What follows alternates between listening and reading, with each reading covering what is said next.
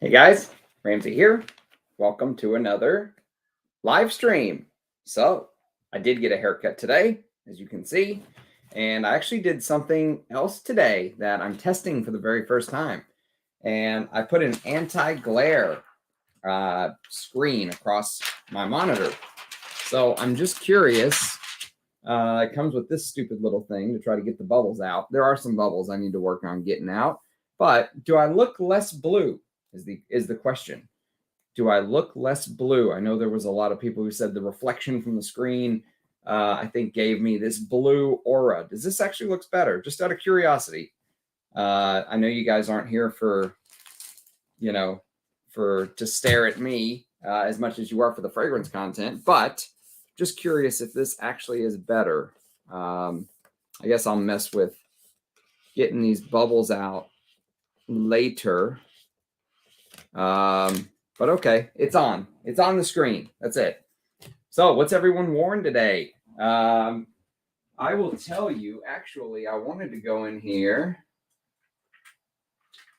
and drop the names of the ones we're going to talk about today.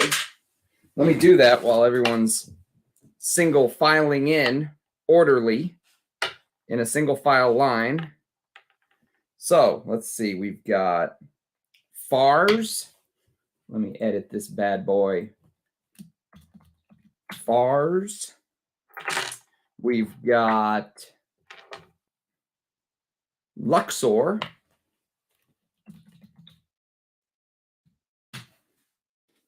We have Malesia. Malesia.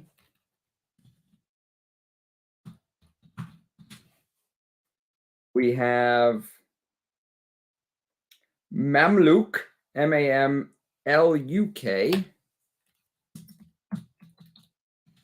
We have, that's going to be last. We've got Ceylon, Ceylon. And the one that everyone said I have to put on the bicep because it's so terrible, Italica. Is Italica that bad, really? Italica.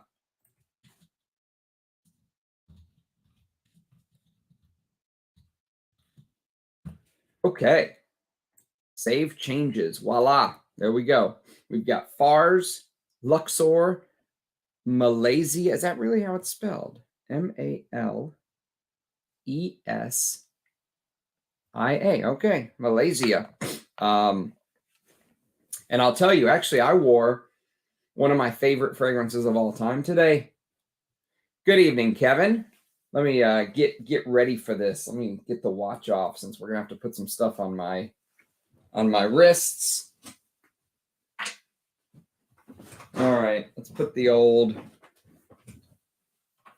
I need one of those things that the soccer players wear to like keep their hair back, like a hairband. Can I do the video like this? Dushan in the house. Welcome, brother. Good to have you here, man. Hope you are doing well. Yeah, I can't do it with the sunglasses. Michael John, what's going on? Less blue and much more Gary Oldman. That's right. Well, once I actually style my hair tomorrow, it'll look a little bit better. But whenever they first cut it, you can't really do that. Let me show you what I wore today. And I wore this for the very first time, and I have to tell you, it actually took me pretty much most of the day to really sort of even wrap my head around it. This is a vintage 1980s bottle. So this is a 1984 bottle. We've kind of narrowed it down to of Chanel's Antaues. Okay. And you guys might be thinking, what is he talking about?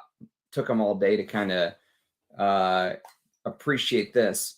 This is one of my favorite fragrances of all time. It is, but apparently all of my bottles, and I didn't grab any bottles since they're under lock and key, but all of my bottles are from 1990 and after. So even the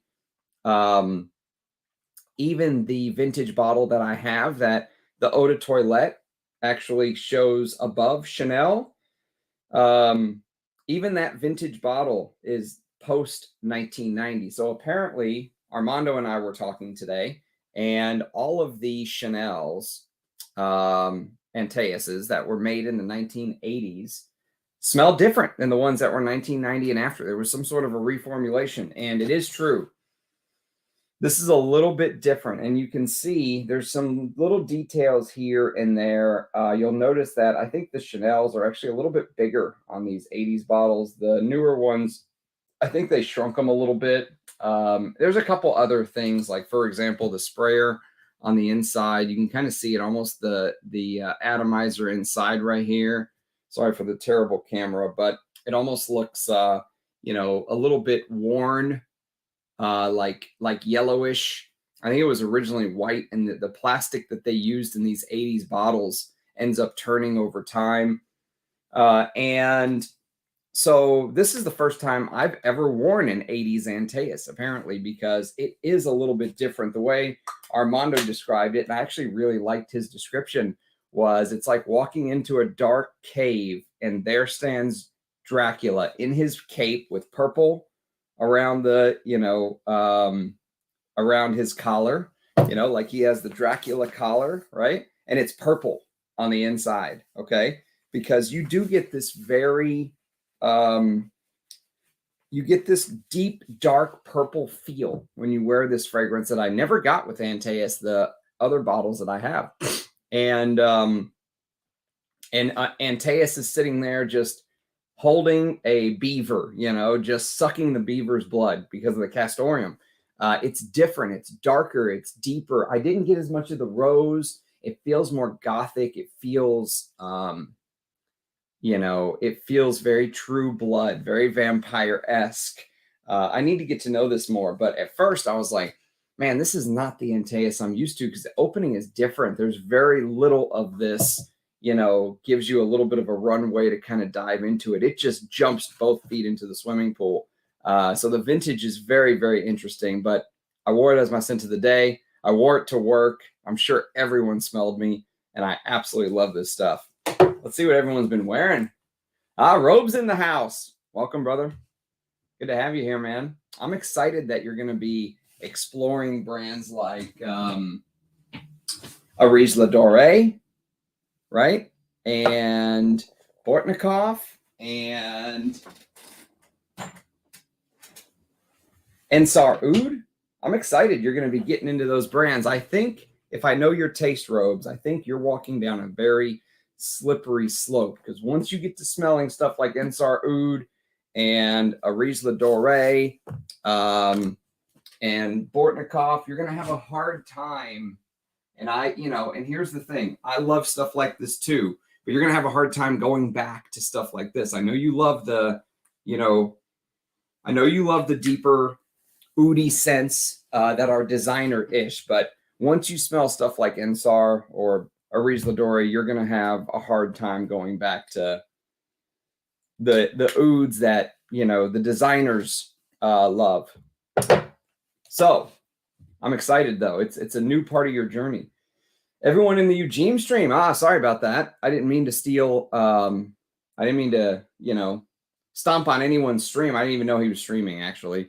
I just wanted to knock these Xerjoffs out. And I have a very limited amount of time where I can kind of do this stuff. So I got to fit it in where I can. Apologies, Eugene. Sorry ahead of time, my friend. L'artisan Timbuktu, a beauty. Truly a beauty, Dushan. I have a very cool little set that I scored a while ago, and it is a bunch of vintage. It's actually a bunch of vintage L'Artisans. Let's see if I can get it out. Let's see if I can get it out without breaking stuff.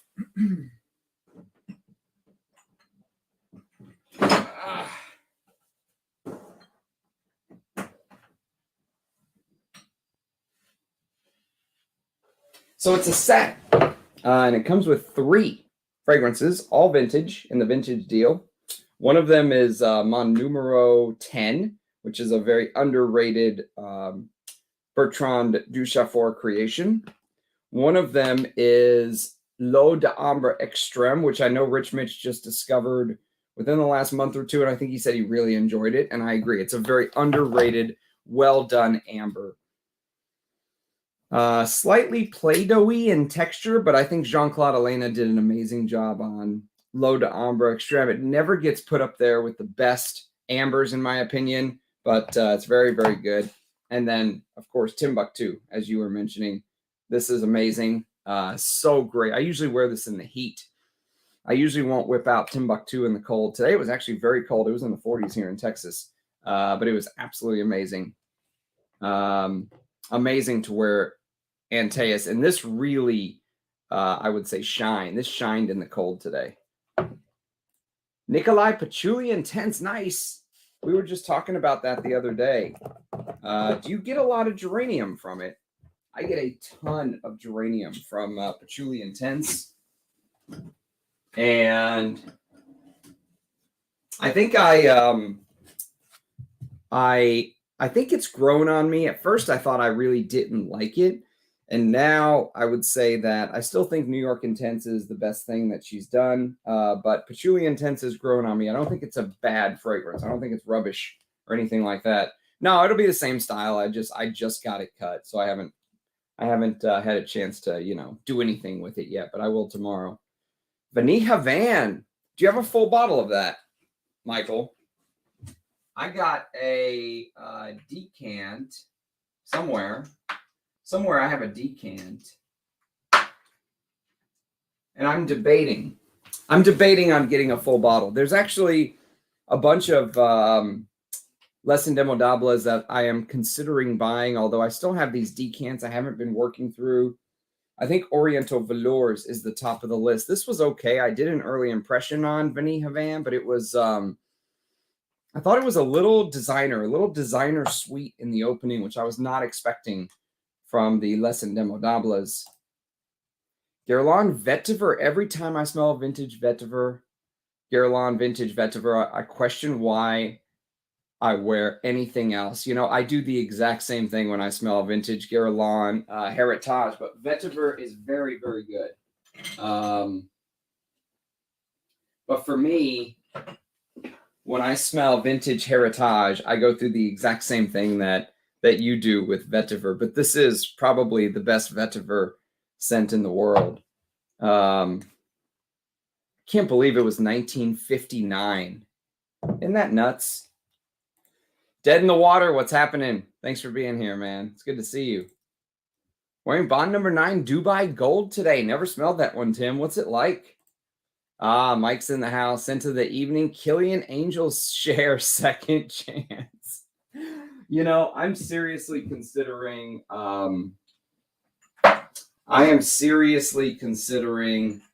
selling my bottle. It's so sweet. Oh, it is so sweet. It's like the epitome of everything I hate in a fragrance, and I own a bottle. Why? I mean, if you like sweet fragrances, this could be like a holy grail fragrance for you. It's just that sweetness, man. To be fair though, I do like sweet scents when they are mixed with some of the fragrance notes that are in Angel Share, so that booziness.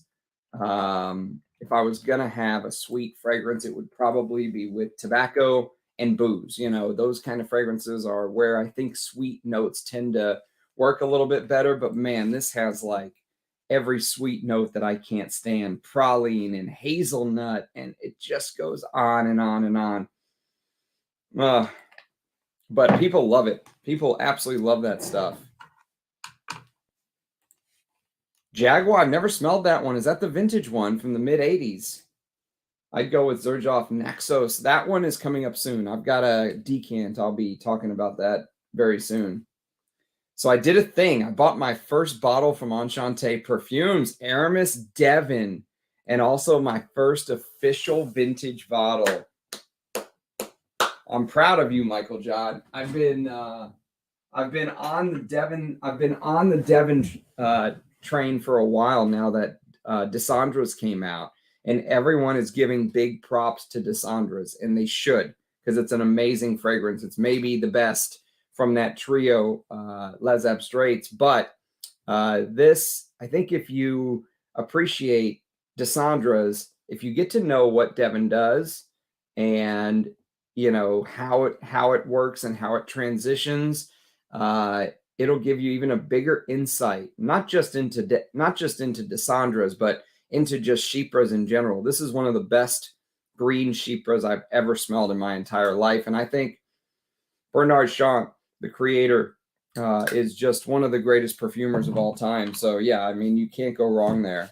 You got this bottle most likely if you got it from Amouage. This is a master.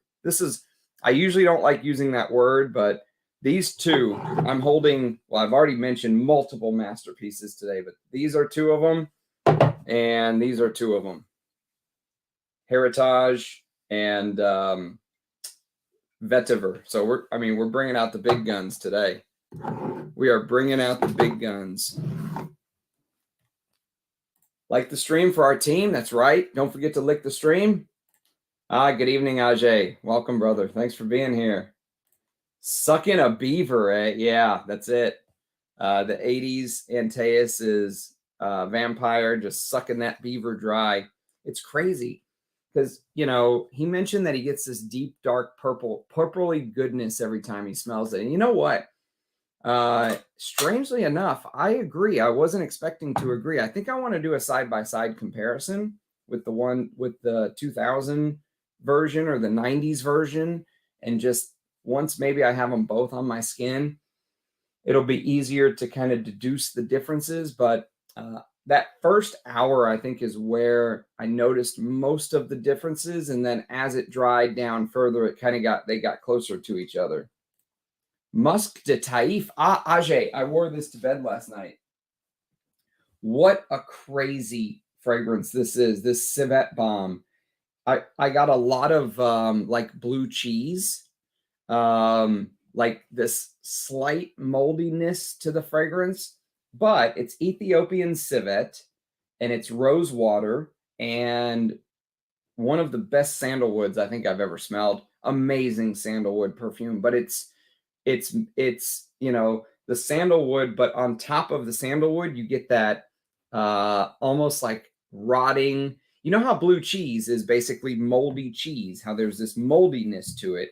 That's how the Civet smells in Civet Bomb. It smells like there's this moldiness to the Civet. Like it's not just regular Civet, it's moldy Civet, as if Civet didn't have enough animalic, right? But then I was sitting there going, man, this is animalic. And so I was like, sometimes I'll just show my wife things. Usually she just goes, meh, whatever. She doesn't care. But she likes vintage stuff. Like she likes smelling stuff like this on me, or, you know, she likes the vintage stuff, even Devon or stuff like that. So I went and showed her. I was like, hey, what do you think of this? And it was Civet Bomb. And she's like, it smells like a lemon herbal soap. And I was like, you get cleanliness out of this. And it just goes to show how, I guess, you know, the same notes, we're both smelling it for the very first time, and she got like a clean soap, and I got this real animalic Civet. It's just crazy. Mem by Bogway, waiting for atomizers to send you stuff to hair, mate. It'll fix itself tomorrow. I just got a haircut today. That's all. Don't worry. I'll fix it. It'll fix itself tomorrow. Mem by Bogway. Yes, that's right. Do you like this, Jace? I think if you forced me to wear a Bogway fragrance, that I would probably pick Mem, but I still don't know if I like it. And I've had it for years. Same with Mai. I've had Mem and Mai for years, and I still don't know if I like them.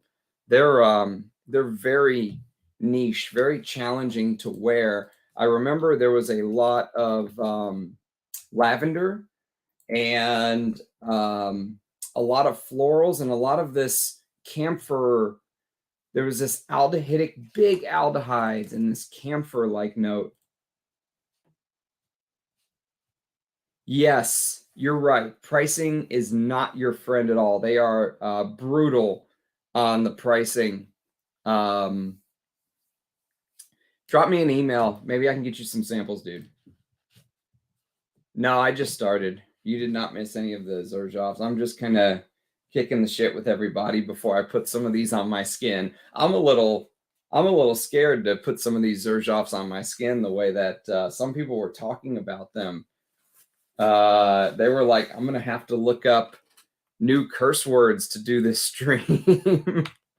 Are they going to be this bad? Are they really going to be this bad? Please tell me they're not going to be this bad. Let's start with Fars. Let's just go in order. We'll just go in order of the way I wrote them up there. Let's see. So Italica will be last. Italica will be last. And let's see, where's Fars? Please let me like some of these. I really don't want to shit on Xerjoff all video long. Royal Cedar by Julian Rasquinet. Yes, that's really what it should be called, right? Let's get this party started. So left wrist is going to be Fars.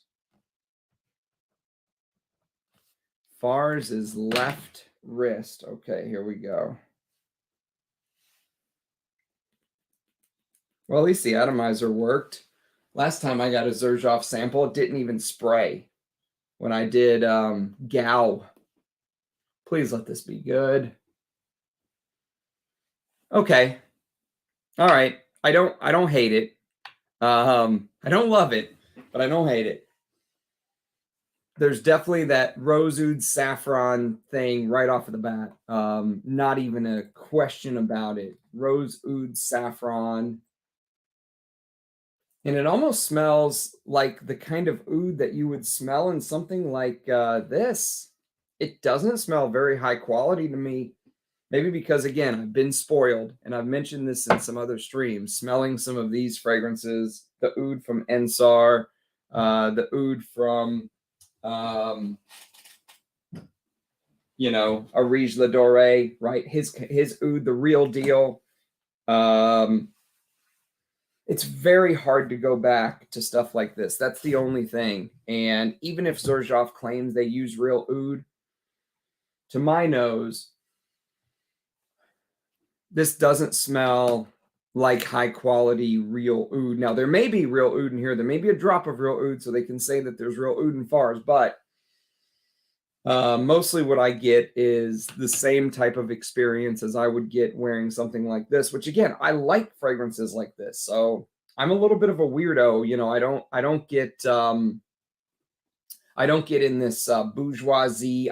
I'm too good for this mind. No, I actually like the fragrances that use Nord-Limbinol and some of the other oud compounds that are, you know, they shouldn't even be allowed to be called oud, to be honest with you, but they recreate the oud accord, if you will. And Fars has that. It has a big dose of saffron to my nose. It's like a rose oud saffron in the old school style. I bet if you smelled Fars a decade ago, I bet you that's when it came out. When did Fars come out? 2012, 11 years ago it came out.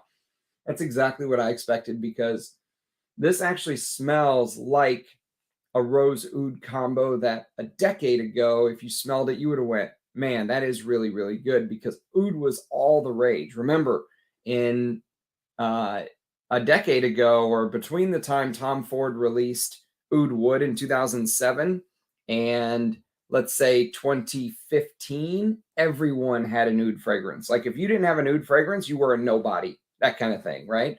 And so let's see what the story on Fars is. So they claim it's Laotian oud with woods. It's Italian bergamot, French lavender. I could see maybe a little bit of French lavender. Maybe a little bit of herbal lavender. Cade juniper, so a little bit of freshness. Jasmine absolute, Egyptian geranium, Atlas cedar. It's definitely woody. It's sandalwood, Laotian oud, patchouli, amber, and Haitian vetiver. Definitely getting a little bit of the vetiver. Yeah, the vetiver adds a little bit of that dry, dusty, you know, soily, earthy aspect to it. And mixed with the Laotian oud, I enjoy this. Let's see what Xerjoff's website has to say. Xerjoff Fars. So this is apparently $285 at Lucky Scent. That's high. Okay, here comes the blurb. Fars. Inspired by traditional Arab perfume making, Fars is a harmonious blend of East meets West as crisp Italian bergamot and herbal French lavender. I'll agree with herbal French lavender. Yep. Blend for a classic Oriental scent. Fars Xerjoff is created from pure oud distillation. Here we go. This irresistibly luxurious perfume has base notes of patchouli, Haitian vetivers, and Boya from Laos. I don't know what Boya is, otherwise known as white oud. Okay, so here's a history lesson for everybody. Whenever you see the term white oud, usually, don't sue me, Xerjoff, okay? Usually, I'm going to preface this with a usually, it means that it is the oud tree, the agarwood tree, that was not infected by the, fungus that forces the tree to kind of build that immunity. Because basically what they do, they infect the tree, and because of the infection, the tree creates a chemical change inside of the wood itself. And that chemical change is what actually turns it into oud. If you ever see white oud, normally that means they're using trees that are agarwood trees, but they don't have the infection. Usually, okay? Don't sue me, Xerjoff. So, from my understanding, that white oud is kind of almost a little bit like a cop-out, like yeah, we're using real oud, but it's not oud, it's just akigala wood. So there's some sort of an accord here that's giving that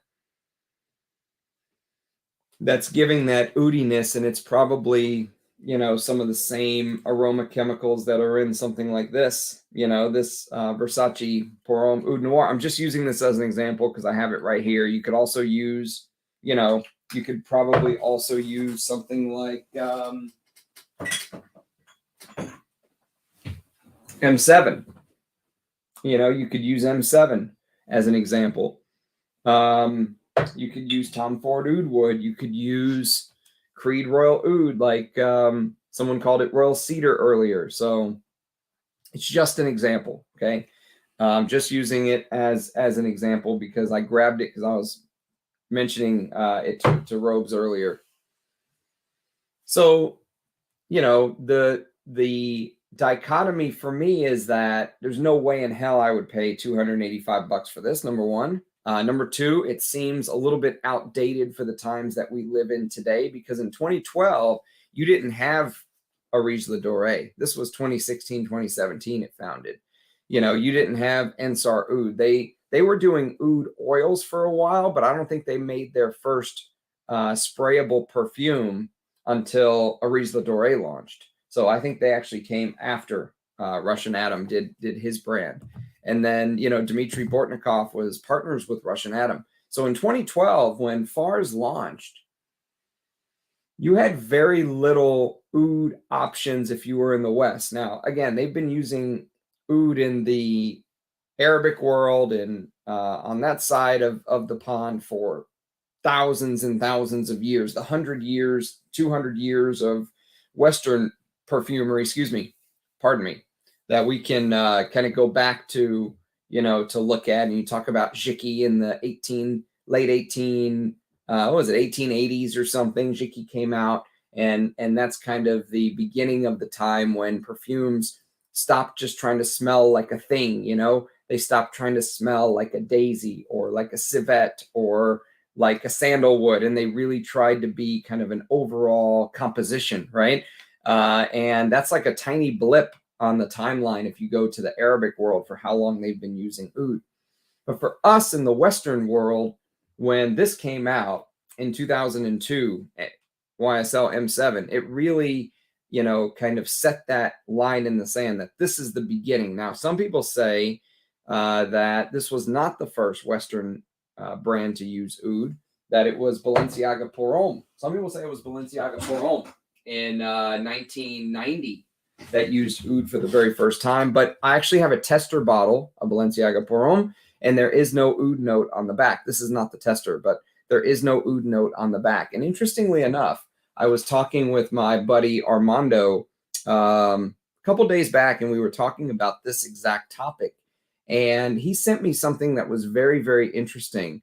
He sent me a little screenshot, and he was talking about there is actually a. I'll just read it to you once I get it here. So it says that many people thought Balenciaga was the first Western house to use oud, but it was actually Kriegler. That Kriegler's oud was made for His Highness King Hussein in 1975, which I was actually born in Jordan. So I was like, all right, that's awesome. The legend has it that the King of Jordan was scheduled to come speak at the UN in New York City, and he commissioned Kriegler to make an oud-based scent for him ahead of the trip. And it was kind of a one-off that they made for King Hussein. And then in 2010, they re-released it to the masses. So I want to hunt down that Kriegler oud. I don't know anything about it. Actually, I don't think I own any Kriegler fragrances at all. Zero, none. I don't think I have any of them in my collection. And I know there was a Kriegler that Robes really liked. It was a cognac one, I believe. I would love to hunt something like that down. But this makes me want to hunt down their oud too.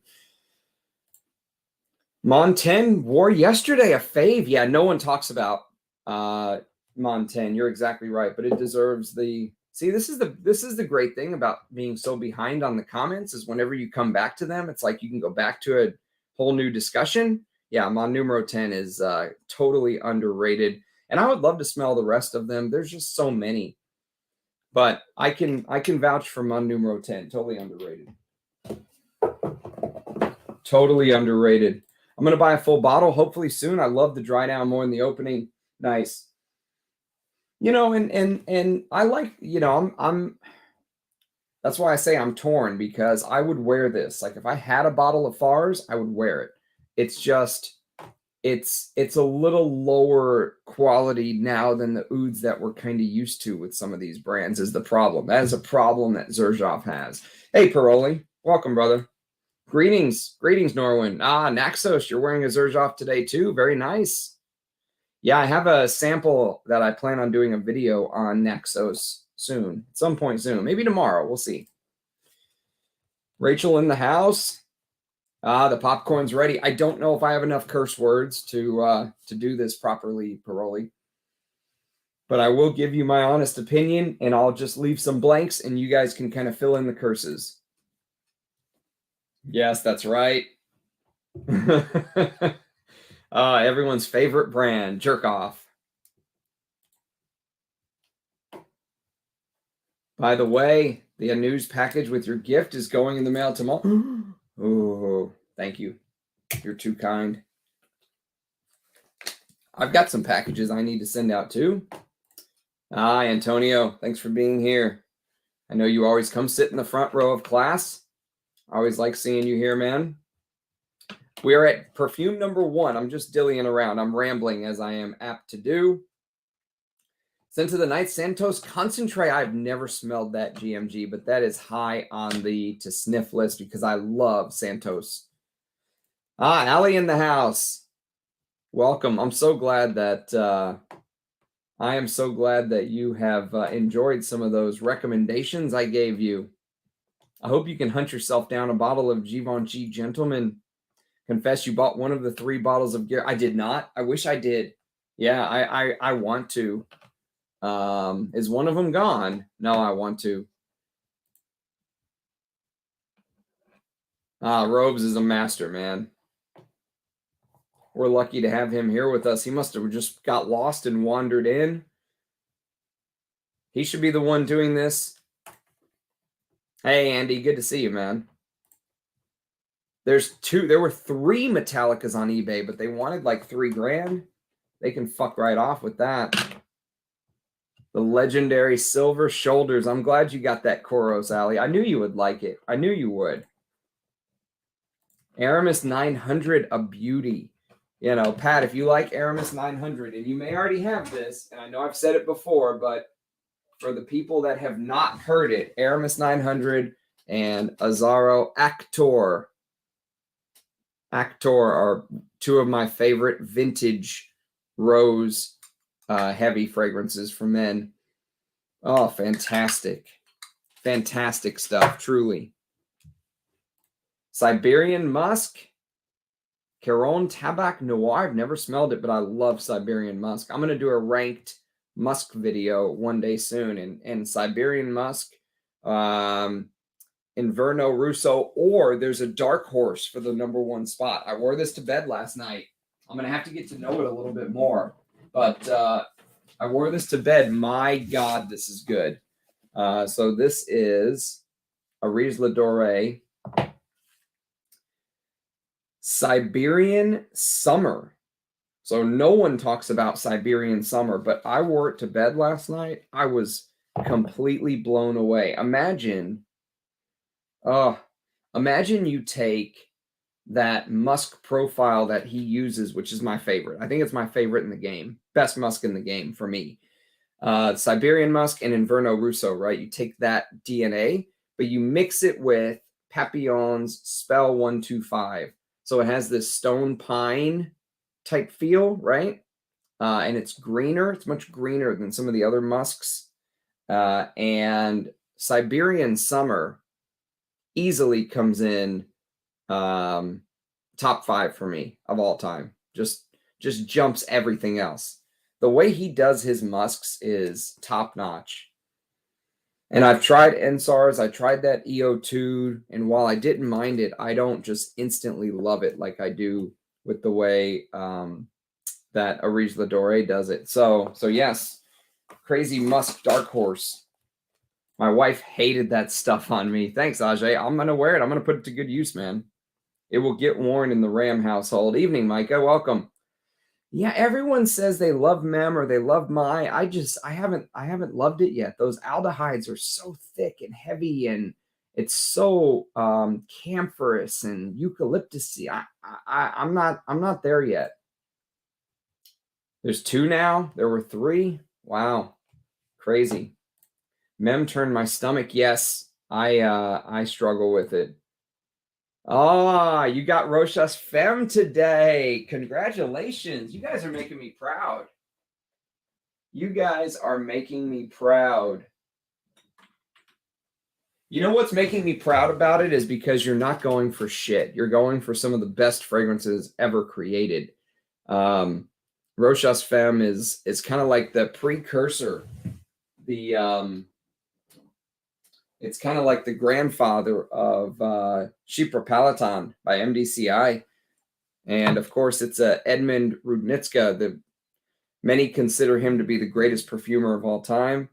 And it is amazing. I'm so glad you love it. And I'm so glad you're checking out some of the all-time greats. You know, if you're going to get into the hobby of perfumes, there are certain ones you have to smell. You got Koros, and now you have Femme. I mean, you're checking off the kind of mainstays, the checkpoints, if you will, in time. I like Creation E. Yeah, that's nice, Antonio. Yeah, exactly, right? If it was $800-900, I'd buy it. I buy it right now. I'd buy it and split it with you, Rachel. We could split it, but yeah, that's insane. They can F right off at that. Yes, it'll change. It'll change tomorrow. I just don't do my hair when I get a haircut. No, I need skin. No, I know. I need skin. Now, I can tell you this.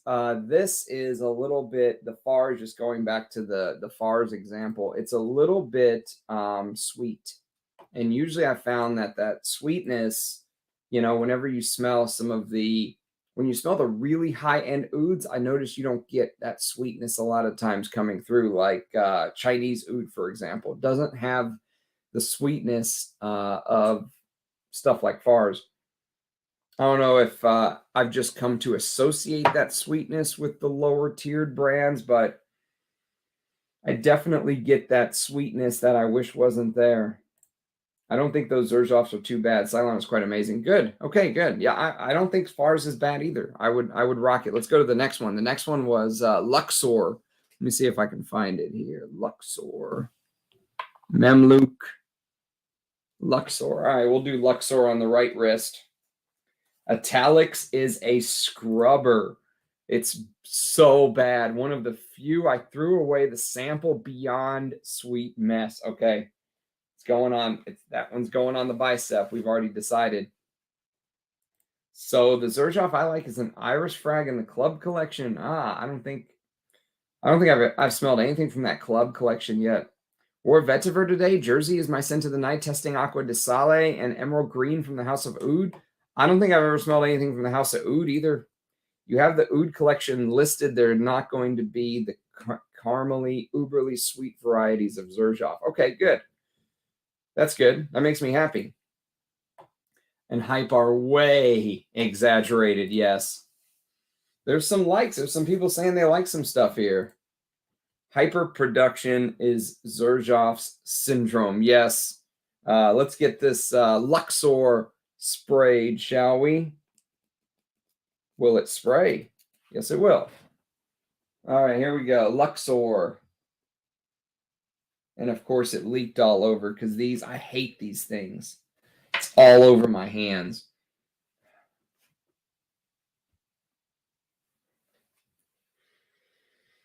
That smells, I can't believe it got all over my hands. That smells incensey, slightly green, maybe a little bit of some pine poking through. It's almost like, you know what it reminds me of? It reminds me a little bit of a greener.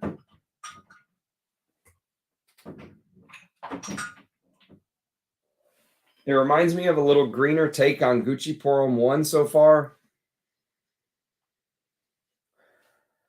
A little bit greener. But that, and the incense almost feels almost like you're smelling the wick, you know, like you ever seen those, what do they call them? Those things used on the 4th of July to then light other fireworks. What's it called? It's not a puck. Is it a puck? I can't remember. Yeah, I don't mind Luxor so far. It's incensey, but I'm a sucker for incense, so I have to put that out there. If there's two notes you may want to take my words with a grain of salt on, it's incense and leather. I'm a sucker for incense and leather. And so yeah, Fars, for example, right now seems really sweet compared to Luxor because Luxor is much more of that incensey, smoky, almost like you're smelling the tip of a match. Pardon me. Almost like you're smelling the tip of a match, you know, that just got lit, you know, when you first strike the match. There's a little bit of that going on, but this is okay. This isn't terrible. I just can't get past the bottles of Xerjoff. Too blingy, so I never tried. They are. It feels like you're paying for the bottles, right? Yep.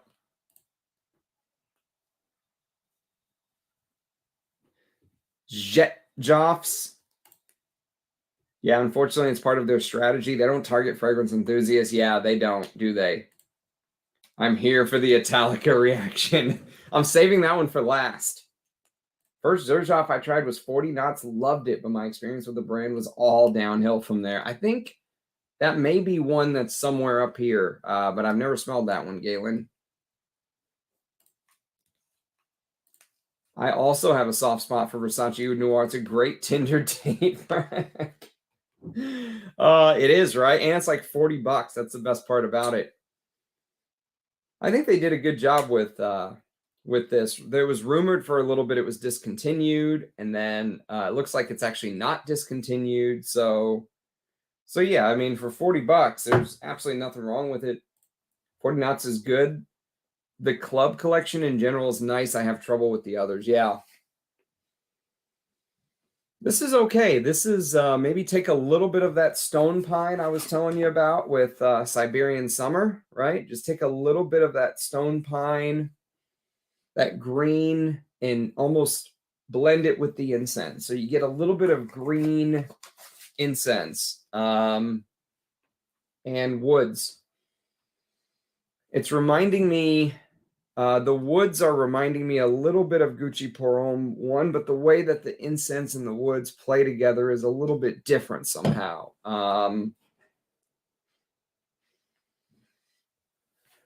Yeah, there's a slight bit of sweetness coming through. Let me pull up the notes. Let's see what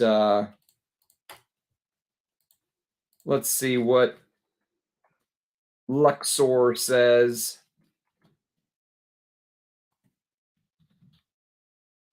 All right. It's a 2020 release. Okay, it's a newer one. Spicy resinous. So they list frankincense. Okay, they list Nagamatha. They list oud, which, yeah, it's more of a supporting role, but I get that for sure. They list Atlas cedar. That's the woodiness. They also list leather and tobacco. Maybe I can see a little bit of tobacco and a little bit of leather, but right now, anyways, within the first 30 minutes, they are not the key ingredients. It's not a leathery tobacco. It's more of a frankincense-y cedar with cardamom. It's good though. I wouldn't. Let's see how much. Let's see what the Xerjoff website says about Luxor. We can laugh at the blurb together. Oud stars Luxor. Amongst ancient civilizations. Okay, here we go. The Egyptian one is certainly one of the most fascinating. A well-expressed example of its greatness is the city of Luxor. Luxor by Xerjoff is an oriental and fresh perfume that evokes the splendor of a civilization, which still enchants us with the beauty of its forms, colors, and paintings. Cinnamon and Ceylon, leather incense. They said cinnamon and Ceylon. Isn't it Ceylon? Isn't it Ceylon cinnamon or Ceylonese cinnamon or something like that? Atlas cedar, tobacco, and myrrh. Indonesian patchouli, a mixture of Cambodian and Thai oud, Indian cypriol, and cardamom are the elements that together make Luxor, in essence, able to enrich our olfactory experience, guiding us into new, stimulating universes, in bold, inspiring, ever new, intense emotions, in bold. So they list leather and cinnamon, Ceylon, cardamom, tobacco and myrrh, incense, cedar, Atlas, blend of Cambodian and Thai oud, and Indonesian patchouli. And they've got like a piece of oud breaking through like these green camphoraceous looking leaves with, you know, little bits of spice and nuts flowing all around it.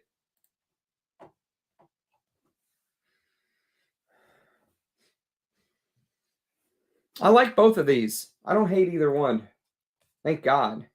Ram should just take some Advil. 40 knots reminds me a bit of Ombre Noir. Interesting. Xerjoff is one of those brands I just have no interest in whatsoever. They're gaudy. Yes, they are gaudy, for sure. 100%.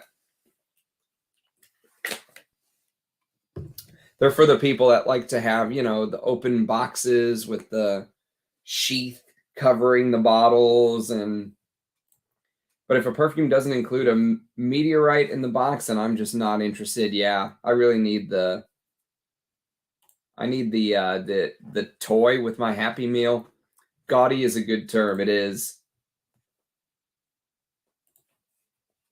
No, you're Gavin from here on out, dude. Ramsey went to the barber and said, "Give me the joy I mean." And she knew who he was. Ram, I didn't know that about white oud. I'm pretty sure. Okay, if I'm wrong, take it as a mistake from just some guy. Don't come sue me, Xerjoff. No, he can be Gavin. That's cool. I was wondering why you kept saying Gavin all this time. I'm like, who? Is there someone in there? I don't know. I am here from Mamluk Reaction. I am actually obsessed with this one. Okay. Interesting, DK. What's the dinosaur? That's what dinosaurs said about the asteroid. You can call Galen whatever you want. He'll stick around. Gavin's a lurker. I need to have that teed up like Eugene does. I've not tried too many of the ones listed, but I do have and enjoy Ceylon. Okay. Malesia is next. I was just trying to see if this does something else. It feels maybe like a little more of the oud is coming out. Maybe even a little bit more of the spice. I don't really hate either of these. This has been a good start. Fars has this sweetness that reminds me of the sweetness you would get in designer ouds. And so it might be a good starter oud fragrance for someone who wants to, you know, maybe take one step up above just the designers, although I don't know if it's really a step up, but the bottle will make you think it is. After trying a Dore and Bortnikoff, it's hard to go back. It is hard to go back, right? It's hard to go back. Regular niche ouds, it's very hard. And you can't say that without sounding like a snob, but it's kind of true. So basically, this white oud is the sad version of oud, like white musk is. It's the sad version. Yeah, that's the way I think of it. Curious your thoughts on Ceylon proper oud scent. I do like a proper oud scent, David, so I'm excited. Hey, Margie, welcome. Margie in the house. That's the perfect haircut to review Xerjoff's. About to invade Poland. Have to go to company safety meeting. Can't sit back with an earpiece in. Gary Oldman from The Fifth Element. That's right. I usually get the Gary Oldman it's only on the haircut days though. Don't worry. It's only one day. It's like one day a month, you know. I could just sit from the side. Yeah, I need the mustache for that. We need to just move this up. Just transfer this. Penhaligon's Ostara. I've never smelled it, Margie. Never smelled it. Started watching Robes 08 after Ramsey put me onto him. Good. You're watching the GOAT. If I'm the Ram, Robes is the GOAT. Ah, Salome. What do you make of it, Sonny? It's a huge green floral. I have that discontinued Penhaligon's. Robes 08 is awesome. He is. It smells beautiful, but I must spray less next time. It's so big. I'm not a big fan of Penhaligon's, but I haven't smelled a lot of their offerings, so. You will like Vara from the same brand. Miller, not that loamy-like. It's a fruity sweet patchouli, a bit rosy. Siberian summer, daytime highs of -10. Yes, very few indeed. And you saw how little was in the bottle. It's not much. I mean, it's enough for me to give it some wears and talk about it on the channel, but it's not much fragrance there. It's really good though. Thank you, Eddie.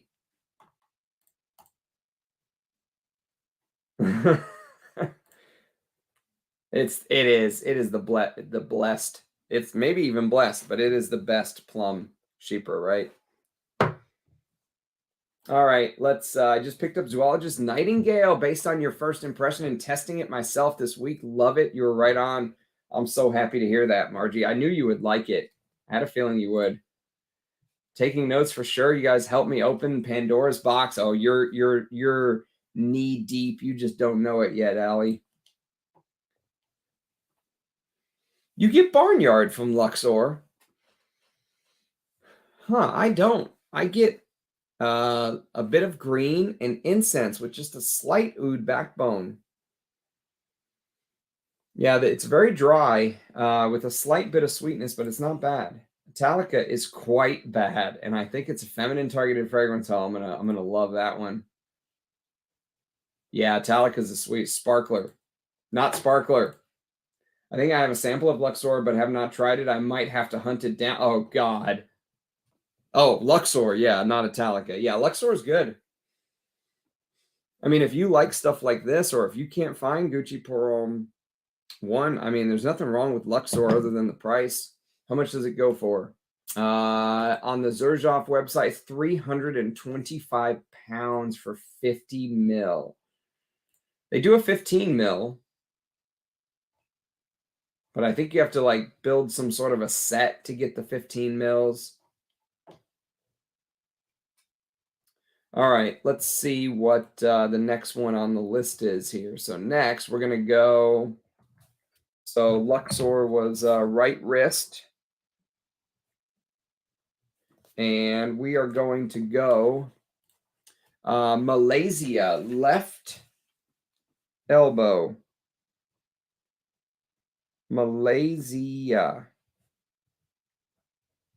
Left elbow. All right, let's do this. Nope, that's Mamluk. Ceylon.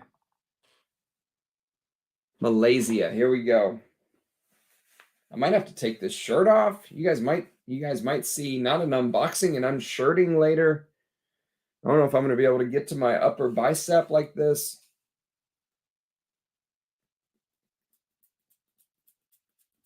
All right, Malesia. Here we go.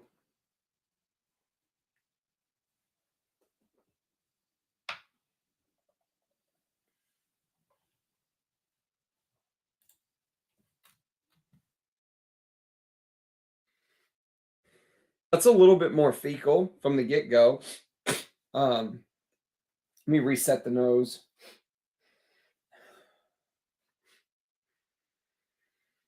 Yeah, that's probably the most fecal of the oud so far, but there's still that underlying sweetness. Let's see. Oh shit, there's two Malesias. There's the original Malesia, and there's the one from 2017. I'm guessing this is the one from 2017.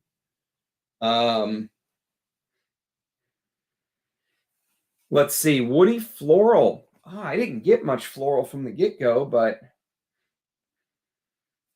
I did not get much. I was going to say this is more like a oud patchouli to my nose, but it says lily of the valley in the top with guardium balsam and amiris and amber. I could see that. There's a little bit of this Roja Dove, amiris guardium balsam thing that he uses in his fragrances. There's a touch of that in here. It smells a little bit like it belongs in a Roja Dove Middle Eastern line. Lily of the Valley, guardium balsam, amiris, and amber with Laotian oud, Cambodian oud, tonka bean, labdanum, musk, and vanilla. It must be that labdanum with the guardium balsam, amiris, and amber. That's a combination that Roja uses regularly.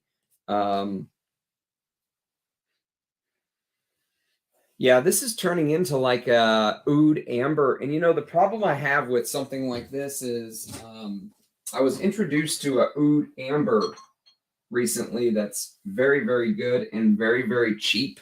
Ajmal 1001 Nights. You can get this for like $30. It's just as good. I think it's just as good. I don't think there's any reason to spend what Xerjoff is asking on this. I mean, it's okay. It's not bad. It's not a bad fragrance. All three of these so far have been okay. This might be the most challenging in the opening, but I have a feeling it's probably going to dry down to kind of like this ambery, just an ambery fragrance. The snakes. No, the what do they call them? Punks. It must be called a punk. I thought it was called punk. That you light the other fireworks with, right? Me neither. We used to go to a friend's farm and do it. I used to shoot the Roman candles at the cows. Snakes are awesome. Vintage Guerlain prices have gone crazy in recent years. It's the bottle collectors that buy them for display cabinets and never open them. What a shame. Musc Ravageur. I want to wear that soon. Antaues layered with Xerjoff Symphonium. Smelling the Antaues right now is like a blessing. Hate Xerjoff bottles. I don't like them either. I liked the older Xerjoff bottle. So if you look up this Malesia, you'll see there was actually a version that came out originally in the original bottle, and it's showing as a completely different fragrance. And if you take a look, Margie, if you go to Parfumo and just type in Malesia, you'll see the original Xerjoff bottle. It was more square. I actually like that one much better. Even though it may not have been as ergonomic in the hand. So the original Malesia says pink pepper, Amiris, amber, Laotian oud, vanilla, tonka bean, and labdanum. And the new one says lily of the valley in the top. I'm not going to lie. I don't get very much of that lily of the valley note. Maybe in the background it feels like it could be a supporting note, but I don't get very much. It's not like it's a big animalic floral to me. I like Mamluk. Might be too sweet for you. We'll get to that one next. Mamluk is next. First, let's see what the Xerjoff website has to say about Malesia. Okay, here we go. Malesia. A deeply sensual tale of exotic remote lands peppered with exquisite flora and fauna. Oriental in character, it opens up with the uplifting scent of blossoming lily of the valley. I don't know about that one. Taking the wearer to an intoxicating heart of Amiris, amber, and Guardian balsam. I could see the heart. The heart is for sure. Yeah, the heart I could see. Inspired by traditional Arab perfume making, Malesia is created from our oud distillation and blends luxury with innovation. A rich base of vanilla, labdanum, musk, and oud entices the nose in further revealing its complex character on the skin as time goes by. These write-ups are nowhere near as weird or out there as I thought they would be. They sound like they just gave the write-up job to the intern guy. They're like, here, just go write something about this. And he's like, Oriental in character, period. It opens with uplifting scent of orange, of blossoming lily of the valley, period. The Xerjoffs I am interested in most are 1861 Naxos JDC 40 knots that's joined the club, 40 knots in Alexandria 2, but I have not smelled any myself. Someone sent me a sample of Alexandria 3, and I decided I was going to wait until I can hunt down samples of 1 and 2 and do them all together in a video. I thought that would be cool.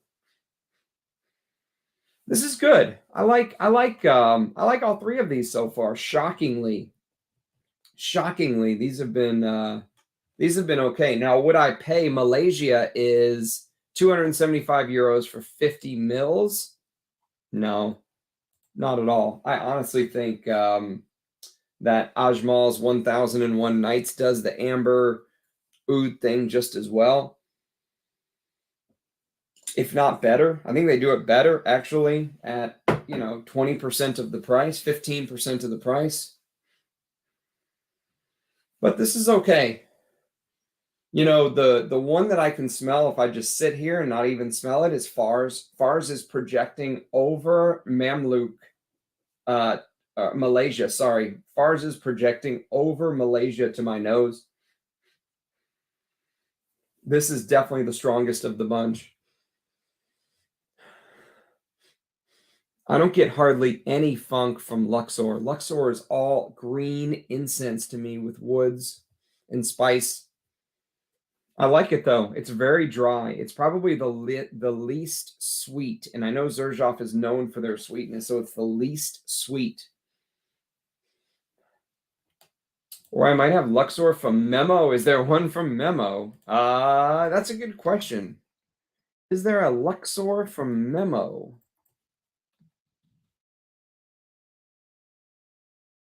Yes, there's a Luxor oud from Memo. That's it.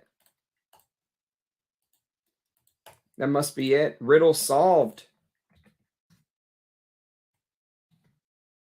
Catch up on some of these comments before we do. I know you guys are looking forward to this next one. This is going to be Mamluk. A couple of people said they like that one. I think many people are here tonight to see Ram rip them apart, and I'm not yet. That's the thing, is I'm not. I have to be honest. You know, I can't give the people what they want if it's not true. These are actually okay, unless I just started with the 3 good ones. I mean, Italica, everyone said is shite. So I'm fully prepared for the horror of Italica. But if Mamluk and Ceylon are solid, this will be an okay. This will be a okay impression. I like one Xerjoff. I like Xerjoff Homme. A regular tangent. Welcome, my friend. Well, this is the first video I've done on them, so really, and I haven't been butchering them today. Everyone's at the gathering for the butchering, and it's not coming. I might have to, well, we'll end on a butcher because I have a feeling Italica is going to be shite because everyone's been ripping it.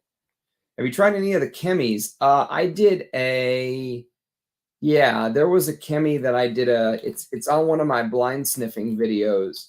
It was called, Ilm.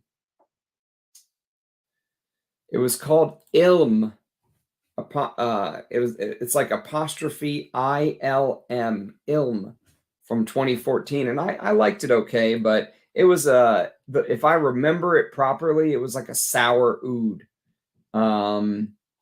and it was okay, but I wouldn't buy it. Just bought Tahitian Waters by English Laundry. Hope it will be a good spring scent. Never smelled it. Stimulating, yes, that's right. Ceylon is a kind of tea from Sri Lanka, which was known as Ceylon before. It's pronounced Ceylon. Okay, good to know. Thanks for that interference. That tea oud combo in Ceylon is quite nice. The Ceylon is a bit on the warm, comforting side, enveloping the oud. Nice. Do you have Papillon Bengal Rouge? I do, and I have not done a video on it yet, but I will. I promise I will. Are you thinking about buying it? The way that Liz Moore's described it to me when we were talking backstage, because before we started the interview, we were chatting a little bit backstage, and she was telling me that, well, she had her cat there with her, and she was telling me that whenever she wears Shalimar, it gets on her cat. I think her cat's name was Mimi, if I remember correctly. Don't trust my memory on that, though.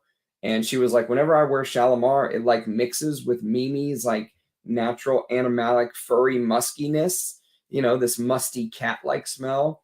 And that's how she kind of blended. That's how she got the idea of Bengal Rouge. And actually, Bengal is named after her cat.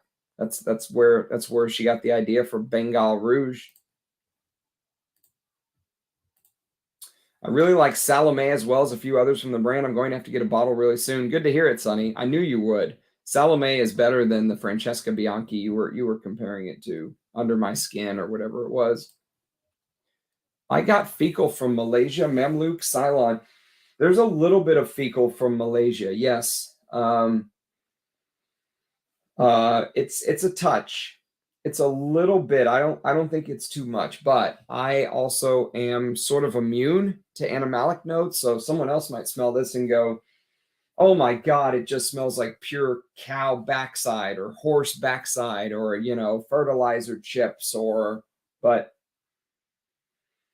I don't get that, luckily. Sweet notes in Mamluk smells like the most luxurious, high quality honey. Yeah, there is a little bit. That's a good shout, DK. There is a little bit. Perhaps it is Manuka honey, not sickening at all, like sweetness and Angel Share. You're correct. I agree with you. It's not as sweet as Angel Share at all. No, absolutely not. But there is a sweetness to it. There's a little bit of a sweetness. And it is honeyed like. That's a good word for the texture, actually, DK. It's honeyed. It's a honeyed like texture, thick and syrupy, but ambery, and that must come from the Guardian Balsam, Amiris, and amber, I would think. I think Salome is sexier, personally. I think Salome is the one that's sex on the skin. Under My Skin is still good, though. I think it's one of the better Francesca Bianchis. I wouldn't buy it because I would just wear Salome.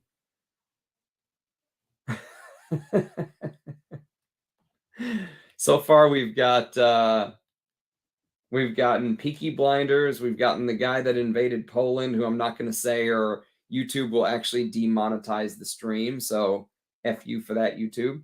And what else have we got? We got the guy from The Fifth Element, right? I'd be pushing it if I said 2. I thought about it. Italica smells like sweet feet. Oh, God. Oh, Italica is going to be horrible, isn't it? I like Mamluk. I like Luxor. And I even like Fars. This has been a good start. Will the good start continue? Will it continue? I have not tried the Alexandrias. Best name ever.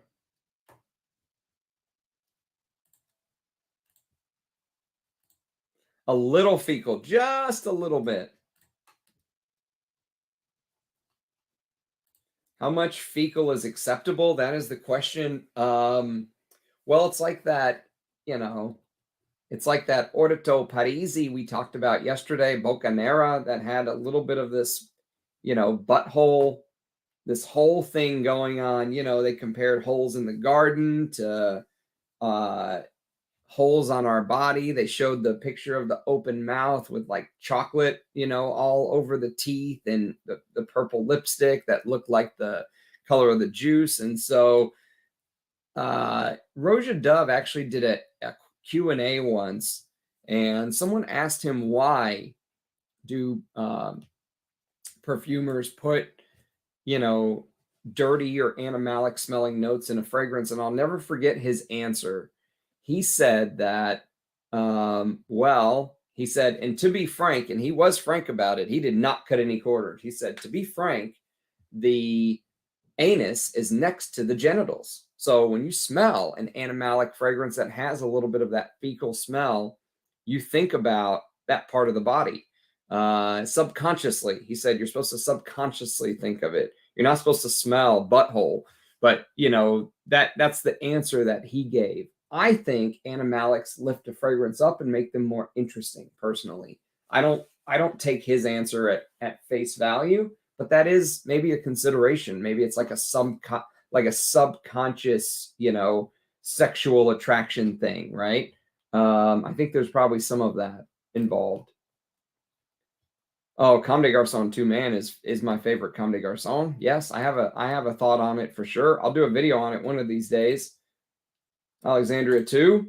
Ceylon equals Sri Lanka. I think that was colonial name. I think you might be right, Ajay. Yes, I remember reading that once. You could spray your ankles. Can you imagine? Can I even smell my ankle if I sprayed it? I don't think I'm... Yeah, sorry, I took my good shoes off. Now you got the slippers because I'm at home. Cam didn't find it fecal. Malesia... There's definitely a little bit, but it's pretty well dosed. Most of those fecal Xerjoffs don't get floral till later. Okay. Maybe that white floral lily of the valley thing will come out later. I mean, if you stuck a Roja label on this, I think it could be interchangeable for me. Buy it. Fecal is alphabetically ahead of floral. 2 Man is solid. Forever one of my fave Comme des Garçons. Agreed. All Xerjoffs are not challenging as Bortnikoffs. Yeah, Bortnikoff uses more real. Bortnikoff, Areej Dore, and Ensar Oud use the real deal. Creed also have Ceylon tea fragrance, impossible to find. Well, you probably have it, Andy. Everyone's tolerance for animalics vary. Yes, that's right. I wonder how I built up such strong tolerance. Those old Xerjoff bottles chipped a lot. That's why they made them rounder. That's a shame. I like the old bottle. Xerjoff is a dead brand for me. I know what you mean, Cam. Myths Man Kenzo. Are you loving it? Do you love Myths Man? First time wearing it. It's quite fascinating. Ashery and floral leather. Yes, it is. Fascinating is a great word for it, and it will also grow on you. Look how much I've used. I don't know if you can see my juice kind of spinning around, but it's right about there. Ashy, leathery. You'll pick up little bits of LME. It is that chrysanthemum flower. It's very interesting. As a fragrance lover, this is the kind of stuff, like if you want art in a bottle, but also if you wear like a leather belt or like good, nice leather shoes, this accentuates leather products beautifully. Fantastic fragrance. Love Myths Man. Yeah, we should do a day where I just like read blurbs. Just read blurbs and mock them. Yeah, I think you would really like it, especially if you can find these older bottles, like you were telling me yesterday, for under $100. For you, Rachel, and how advanced your nose is, it's a safe blind buy. For most people, I would say don't blind buy this unless you're into fragrance as an art form. If you expect to spray it on and just smell good and walk out the door, that's not what Myths is for. Alexandria, 1 and 2 are not worth sniffing, or 1 and 3 are not worth sniffing. Wow. Yeah, no one pays retail for Xerjoffs. But 3 being a more 3D version. Interesting. Is it true that number 1, they used more real oud, so they had to then put out number 2? Someone was telling me that story. So hyped indeed. You mean acceptable to the average person? 0. Well, fuck the average person. I mean, they don't like it, they can get out of my bubble. My sample of Luxor must be from Memo, yeah. Almost pulled the trigger on Xerjoff Dana Bianca, Sweet Iris Ambrette Vanilla. It's cozy, not bad at all to me. Never smelled it. Dama Bianca, interesting. You're in the Oud Stars collection. Those are solid. It's when you get into the gourmandy sweet ones. Oh, I hated Symphonium. Yeah, if you guys, if this video is not giving you enough butchering, just whenever we're done, load up the Symphonium video and put your feet up. Ah, Dan's in the house. Welcome, welcome, man. I haven't seen you in a while. Good to see you. Man, Dan's in my stream. What is going on? My wife has Dama Bianca and Bouquet Ideal. I find them pleasant, interesting. Yeah, there's just so many. It's so hard to keep up. What's the famous? There's a couple. So Dan mentioned Fiero, which I think I have a sample of. So that'll be in a future blind sniffing video. Renaissance 1861. Is that one of the original ones? I'm trying to think. Let me pull up the Xerjoff page. They probably have a million fragrances listed. Let's see. Uden. I think Uden was one of the hyped citrus ones. Outside of Uden, there was a couple of them. Let's see. If I saw the name, I would know it instantly.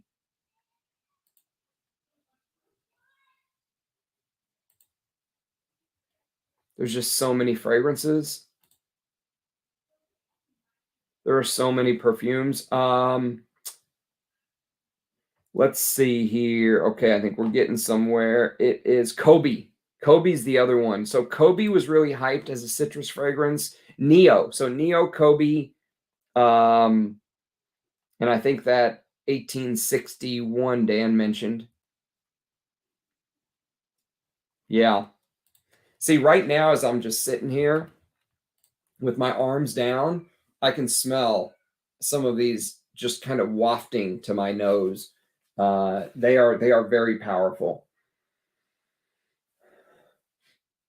That whoever said the honey, DK mentioned the honeyed facet of Malesia, and that's a great shout. That's a great way to describe it.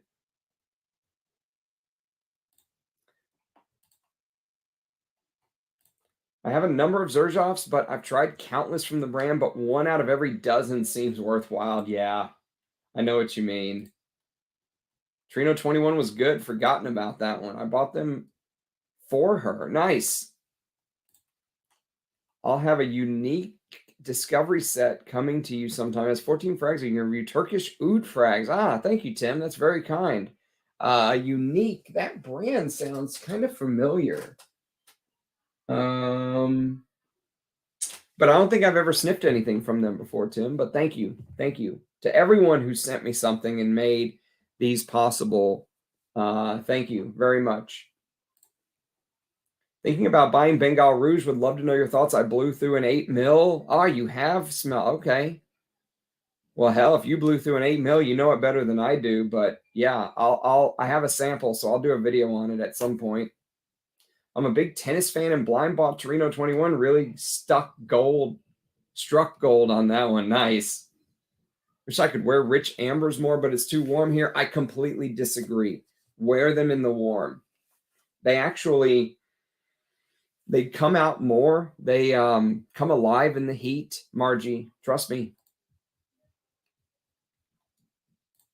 I keep seeing praise for Torino 21. Might have to revisit the brand with that one. Yeah, I've never smelled that one. Long live Djokovic for sure.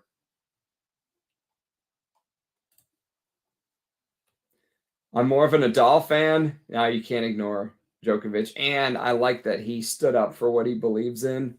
You know, like last year, they banned him because he didn't take the vaccine. He stood by what he believes in, no matter what you think of the issue, whether you're pro or against the vaccines. The fact that he had the balls to stand on his own 2 feet for what he believed in says a lot about the man. I really respect him. Yeah.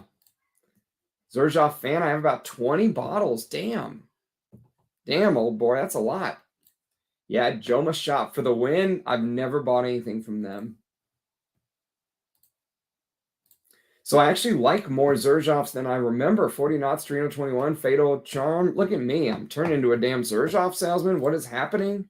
About to sleep. Thanks for being here, Vitor. Peaky Blinders, that's right. You get your 1 day of Peaky Blinders, so enjoy it because tomorrow it's gonna be gelled.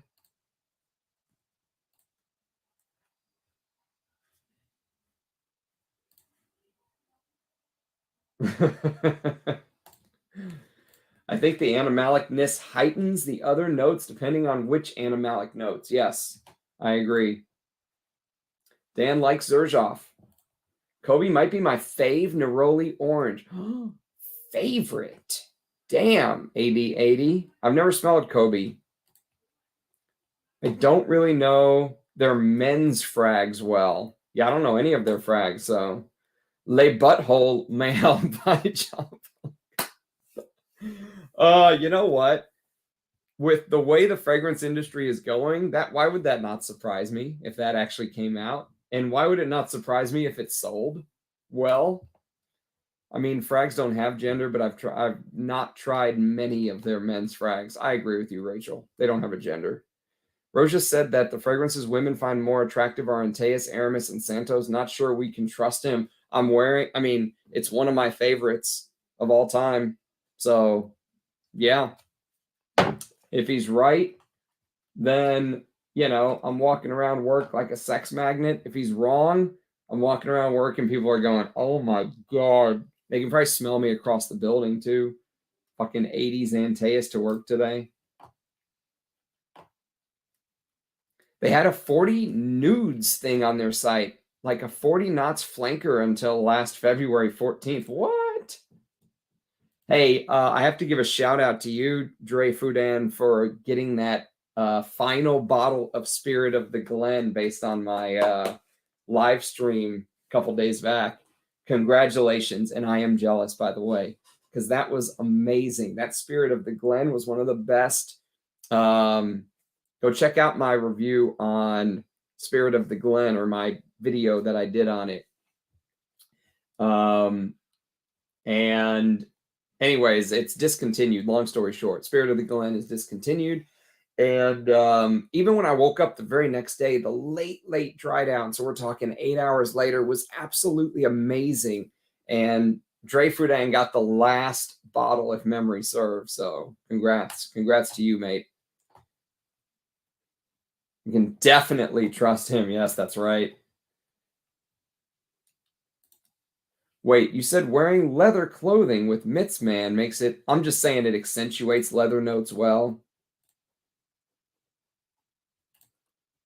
AK, ask Russian Adam for samples of those vintage Amouage. If you can try, they looked incredible. Yes, I know he's been traveling lately. I'll have to get with him soon and see how he's been. Are you not surrounded by cattle in Texas? Something in the water. We are surrounded by cattle. I used to be able to see cattle from my backyard, but they built houses since then. There's a Neo Kobe Renaissance. How's Neo? Smelly is a legend. Udane and Naxos are too sweet, loud for me. To be fair, Naxos is quite good in the deep, deep dry down. You know, but I like, just to be fair, I really like stuff like this. I'm a big fan of Pure Havane, so I very well may like Naxos. Like I said, when sweet notes are mixed with tobacco or liquor or tobacco are sometimes when I can really take sweet notes. So yeah, I'll be interested to try it. I have a sample. I just have to do a video on it. It's Howie Rose. Kobe is a Neroli. So is Neo. Barnyardy, Ouds, etc. don't register as challenging with me either, Ram, but indolic florals are another matter. Yeah, I know exactly what you mean. Margie, you're a fragrance enthusiast. If I wore fragrances to please the ladies, my collection would be one bottle Blue de Chanel.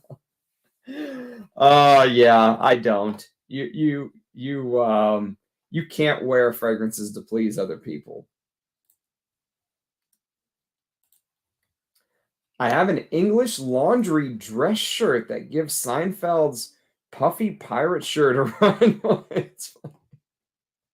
That's awesome, Michael. Is Xerjoff a bro fragrance house? Travis asks. What do you guys think, chat? Is it a bro fragrance house? Smelly says, thank you, Rachel and Sunny. So we can expect Roja to unveil a house. Oh, you guys are killing it. Oh, man. They've become that. Yeah, I think they've become that. It's a lovely citrus fruit salad. Smurfy got custody of our bottle. You guys didn't have a hearing, a custody hearing. Yeah, I'm not going to say anything because I don't want to get the stream taken down, but I'll let you guys read that one. Speaking of Djokovic. Yeah, I agree with you, Interference. They did screw him over.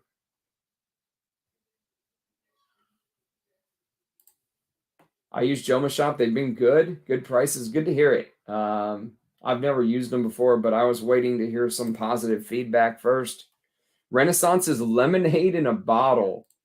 My guilty pleasure frags from Xerjoff would be Djala and the root beer smelling one. I do like soda flavors. I like Coke and stuff like that in perfume. I like the fizzy opening. So they do have a very good straight up iris. Smells expensive. Never smelled it. Does anyone at work ever comment? What's the craziest thing? I wear everything to work, Margie. I don't fuck around. I wear all of it. Today I wore Antaues. This bottle is from before I was born. This is an 84 bottle of Antaues. I wore this to work. It's castoreum. It's just a ball of castoreum at this point. And I wore it to work and ended up really enjoying it. No one really says anything to me. But then again, I work in a place where there are big distances between people sometimes, and the people around me all know me. And if they say anything, I just be like, yeah, fuck off, you know. Is the root beer one Amber Star?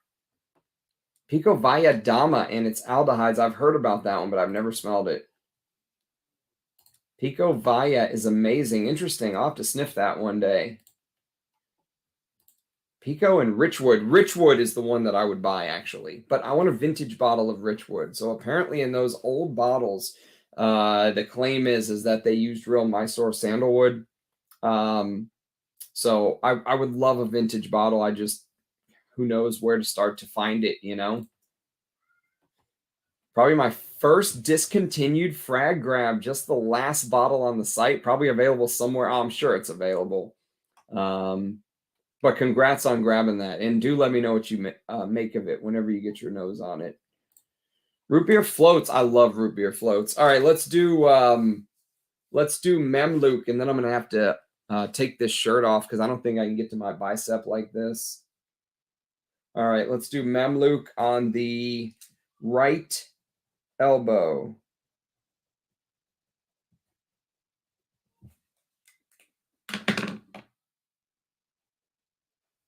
All right, here goes Mamluk.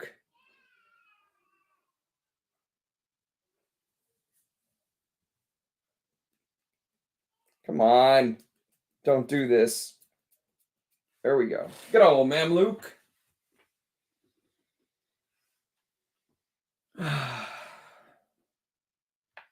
Please don't be shy.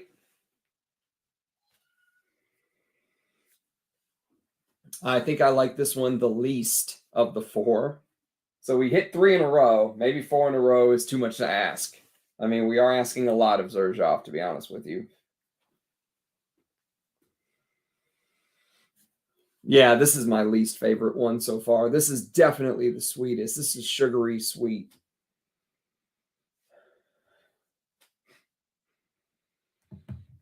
This is, now this one I'm getting florals from. This one I'm getting powdery florals from.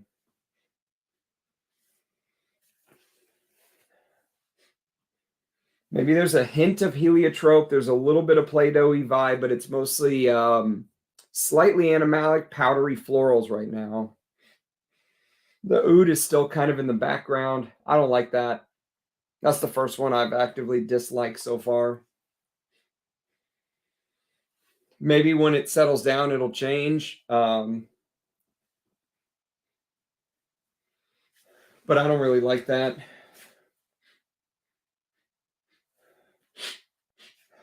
Let me reset the nose.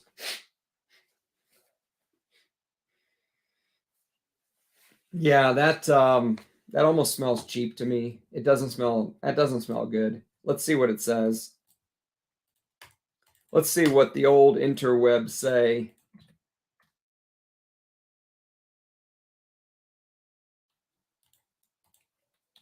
Mamluk, 2012.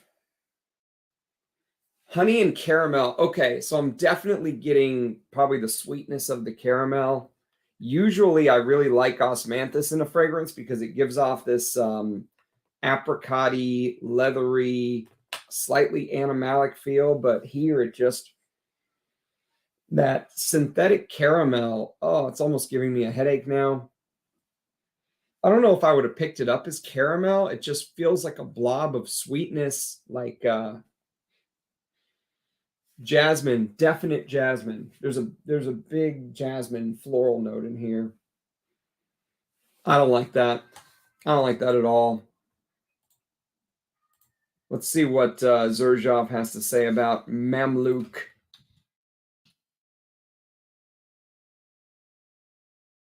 Am I being too kind on it? Should I say it's absolute shit?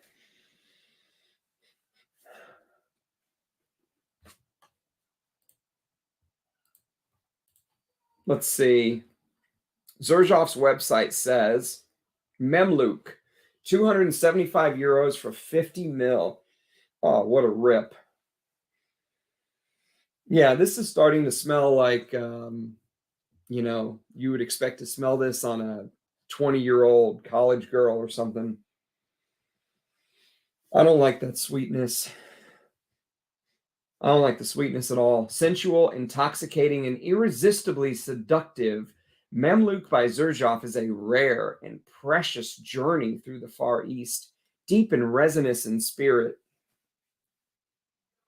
No, not at all. Top notes of rich honey and caramel, mostly caramel, accord captivate and enchant, while heart notes of jasmine, osmanthus, and Laotian benzoin hint at floral aromatics with oriental charm.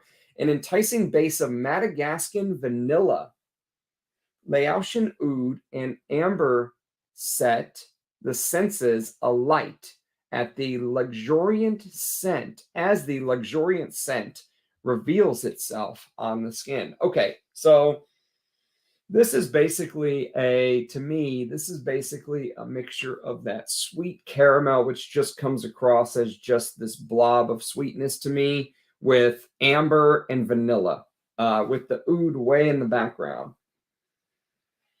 I don't like that at all. I really don't like the way Xerjoff does sweet, apparently, because I hated Symphonium. Their sweet fragrances are god-awful. Oh, please let that be the worst. I have an original Pica Dama OG bottle, and it is very good. One of the strongest perfumes I've ever smelled out of 50 frags they got. The problem with Pure Havane for me is I get that red tea or Rubios with it, and I can't get it out of the scent. Well, I'm glad I don't get that. A Bitira and Picovaya Dama, also my favorite next to Mamluk. Mamluk's your favorite, DK. I don't like this, man. I'm sorry. I mean, everyone can love what they love, so don't, wear what you love. What's the Lanier Smith saying? Wear what you love, not what they tell you to love. I'll say wear what you love, not what I tell you to love. Because it's only your nose that has to, smell it. And it's only mine that has to smell it. But I don't like this at all. I'm sure you'll like Naxos. Is more like a refined Pure Havane. Not worth the price. I'm sure it's not worth the price. When I still went physically to work, I usually got great comments in the elevator. Yeah, usually I'll get, and there's a couple people that know, like there's a girl that I work with, and she's like kind of slowly getting into fragrances, and she sent me a picture of an MFK box the other day, and I was like, oh no, please don't let it be Baccarat Rouge 540. Don't let it be Baccarat Rouge 540. And she then opened up the box, and sure enough, it was fucking Baccarat Rouge 540. And she's been wearing it to work. And to make matters worse, she got the oil that goes with it. So she puts the oil on, then she sprays the perfume over, and it's just like this cloud of disgusting sweetness everywhere she goes. I can't stand it. I hate it. She got like the fragrance I hate more than anything. I'm like, you have me, a walking encyclopedia. Like, I could have made you decants of any of these women's fragrances, and you went and bought Baccarat Rouge 540 Extra. Have we smelled farts yet? We've smelled fars, but no farts. We're passing on the farts. Richwood has Mysore in the old bottles. Exactly. That's what I want. I want one of the old bottles. If anyone has an old bottle for sale, hit me up. You like Tower? I do. Yes. I like LDDM. Yep. I'm a fan.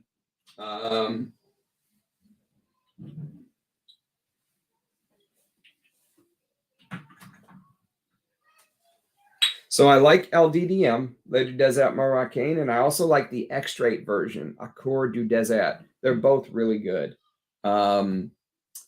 This could L'air du Désert Marocain could easily be like your spring summer version, and the extrait Accord du Désert could be like your, winter fall version, if you will. It's a little bit more thick and heavy, but I think you could wear both anytime.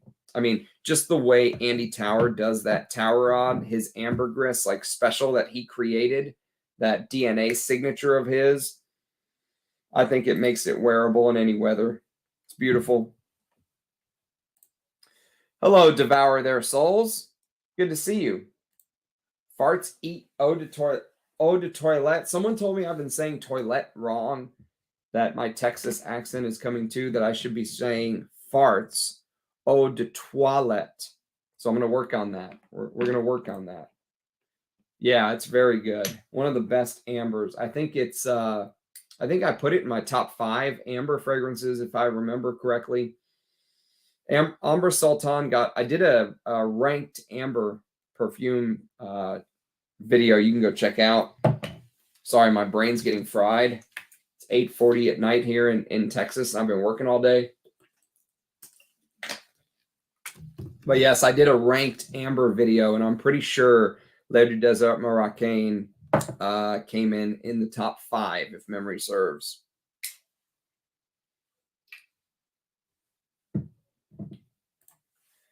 Dolce Amalfi, that's the root beer one for me. Interesting. Ram, there's a vintage Richwood on eBay for $8,800. What a beating. Let me go watch it at least. Like if it was 500, I would probably do it, but 800? That's brutal.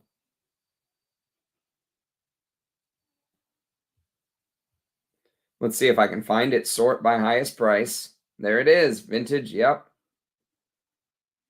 Jesus.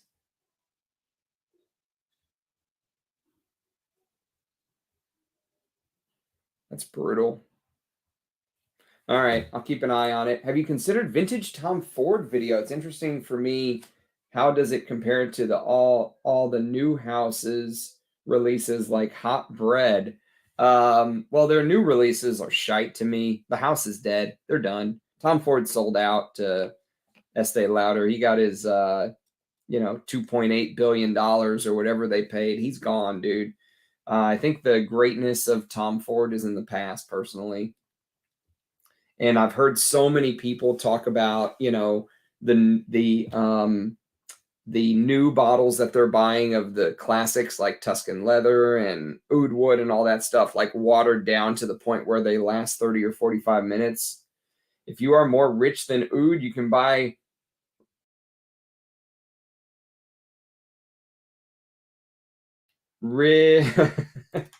Mamluk on paper smells to me like a honeyed candy.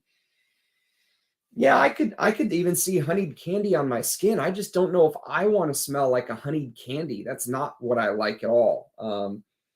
I think the first 3 we tried, I enjoyed because they used, like for example, Fars is that rose oud saffron classic combination with herbal lavender done very, very well. Actually, even though Fars is sweet, it's done very well. Luxor has that dry incensey with green notes and woods, and I like that. Like I said, if you like Gucci Pour Homme 1 from 2003, you will like Luxor. It's good. And then number 3 that we did was Malesia. And even though Malesia had a little bit of that honeyed-like texture, it wasn't too sweet for me. Where Mamluk goes off the rail it is like a sweet candy, honeyed candy Gonzalo. And I just, and then you add that jasmine into the forefront and I'm out. That's it. It's not my thing at all. I mean, maybe on a college gal, this would smell interesting, but it's too sweet. On skin, I liked it though. I can't stand that sweetness, man. Maybe it'll dry down to something more interesting, but that first, whatever it is, 30 minutes is, I sprung for a 30 of D'Amalfi for the same reason. Interesting. Haven't gone deep into ouds. Yep, you have time for that, Margie, for sure. But if you're interested in the animalic notes, like if you like the civets and the castoreum, then I think it'll be an easy leap for you to go into the ouds. It's just such a, it's such an interesting ingredient because, like my buddy Russian Adam said on one of our interviews, you can make oud smell like anything.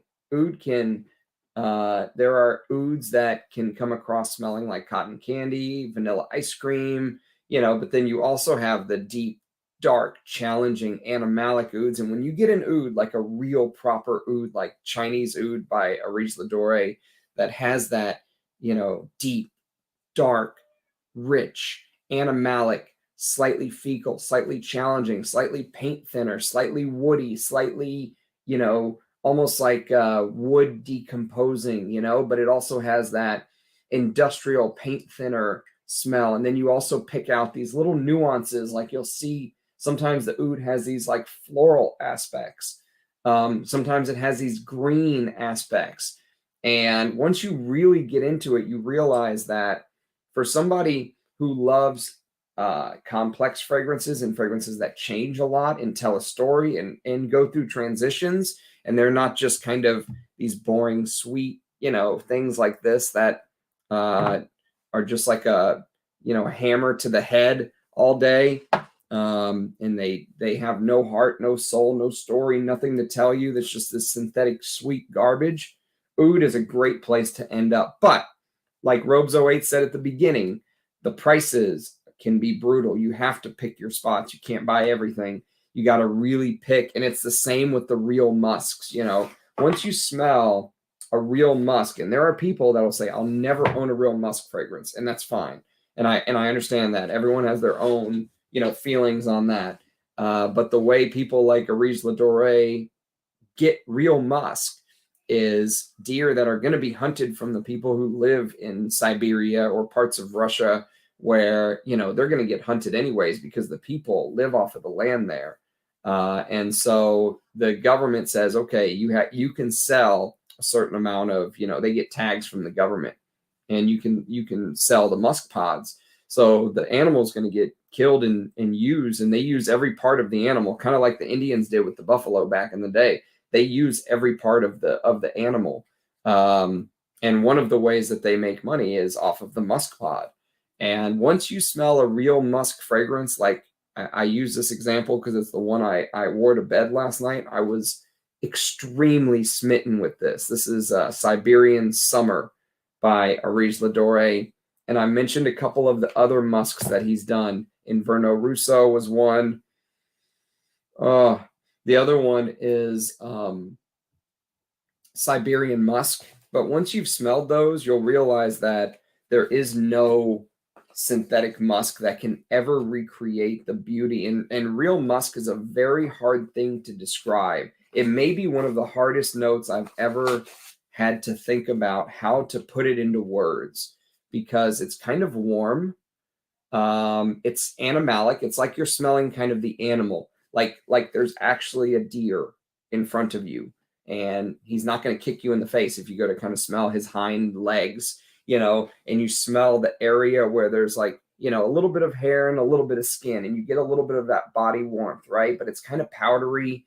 It's kind of leathery, depending on what type of the musk pod they use, whether they use kind of the inside, which is what most people use. But Russian Adam has also mentioned he uses the outside to make it even more leathery, the pouch itself that holds the musk, because the pod, if you will, is usually, I think, somewhere between the stomach and the genitals of the male deer, right? And so it's in a pouch, in a pod, and that outside of the pod is like this leathery thing, and they can tincture that. They can actually tincture the pod itself.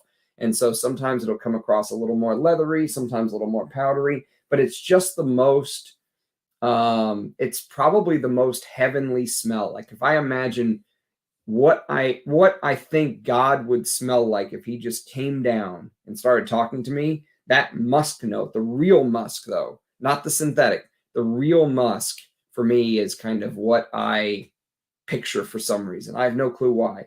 I just associate it with the Almighty. It's that amazing of a note, but it's so rare and hard to find real musk fragrances like that nowadays. And when you do, you're usually going to pay an arm and a leg. But if you're going to give fucking LVMH, $280 for Angel Share, whatever the hell they're asking for this nowadays, you can easily give $400 to, or $350 or whatever Areej Dore asks for a fragrance like that. So that's, sorry, I went off on a tangent there, but you were asking, do you think you would like ouds? Yes. Do I think you would like real musks? Yes, but you're going to have to kind of get into it. Don't rush it. There you go. The prices are a detriment. Yes, for sure.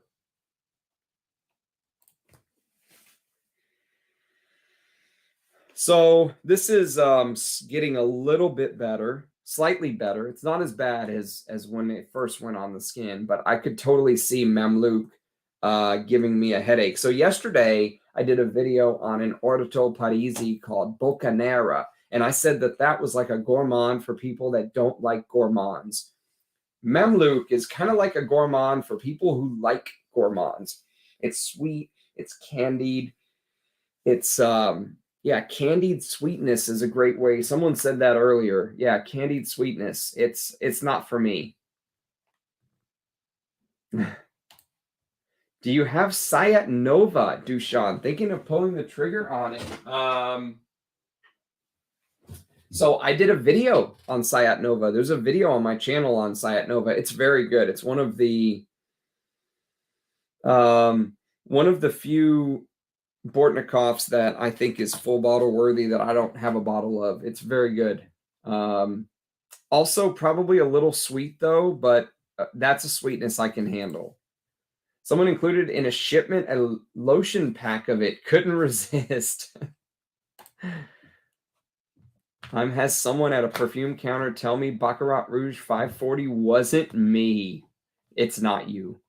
No, it can't be you. No, you can't wear Baccarat Rouge 540. It's good. I cannot stand. I despise Baccarat Rouge 540. Maybe I despise it as much as I hate Le Male. I can't stand those two fragrances. And guess who did them both? Yes, she's right. They probably thought you were too elegant to wear that shit, Margie. Sayat is good if you like apricot oud. Yeah, it's like an apricot oud tobacco thing, right? Woods, tobacco. The apricot in it's beautiful, but it's like a apricot jam. It's almost like an apricot syrupy thickness. This has this honeyed syrupy thickness to the apricot, but in a way that's done much better than the Xerjoff honey we're talking about. LD is great and highly wearable. Dan's talking about L'air du Désert Marocain. Yes, I agree. One of the best. I think it's one of the best spicy ambers out there. And I really like Andy Tower. You know, he's somebody that just kind of does his thing. He puts his head down. He does his work. He puts out his stuff. He uses good ingredients. He, you know, he doesn't like sell out.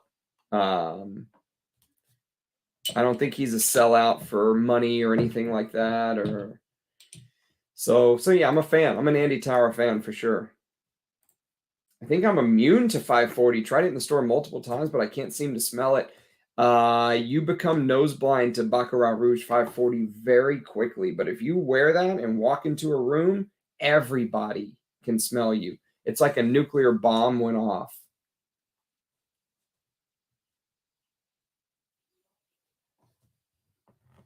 Yes, you smell it. You smell it on the rich people, right? A lot of the new money folks think 540 is cool. MFK ouds are pretty good. Actually, I'm glad you said that, Ajay, because there was this fragrance actually came to mind whenever I smelled Fars. So this is MFK's oud. The eau de parfum, though, not the extrait. I actually prefer the eau de parfum. I think this is a very well done oud. So I mentioned earlier, you know, we got to talking about some of the designer ouds like Versace Oud Noir, and we talked a little bit about M7 by YSL. And you could put this kind of maybe, you know, in a similar category as these two. I know some people would say, yeah, but this is niche and those are more designer. But to me, they're all kind of in the same category. Once you start smelling stuff like this, you're going to consider all of these type of fragrances in the same category. But Fars reminded me a little bit of MFK's oud. But I think there's more lavender in Fars. This is way more just about that saffron, oud, woods. I don't think there's any lavender in here, so there's not that herbal aspect. But yes, if you like one, you'll probably like the other. If you like this style, you know, this is one to bring up, to compare to anyways. All right, let's see. Where I'm gonna have to. I'm sorry. I'm gonna have to take it off. I'm gonna have to take the shirt off. I'm not gonna have any bicep. You're gonna get my undershirt today. Sorry. You're getting the undershirt today. I need bicep to put the remaining 2 on.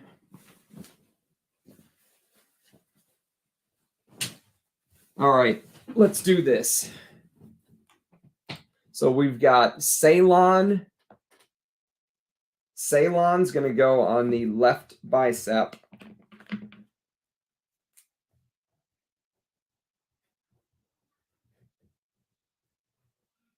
All right, left bicep. Here we go. Smells like a Vegas casino.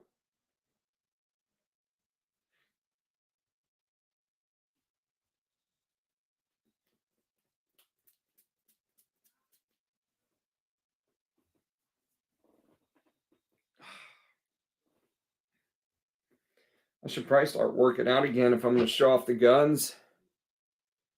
Not that I ever had any. I've always been just a skinny guy. All right, this is Ceylon. Interesting. That is good. Someone said they like that. I totally get the oud tea thing. I like it. I like Ceylon. Baccarat Rouge 540 versus Antaues Clouds battling it out at the office. You couldn't get more opposing. Absolutely. You could not get more opposing.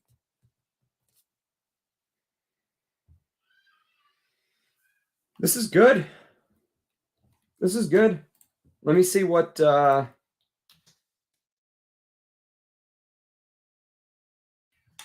tea really seems to mix very well with the realistic oud note. However they pulled that off.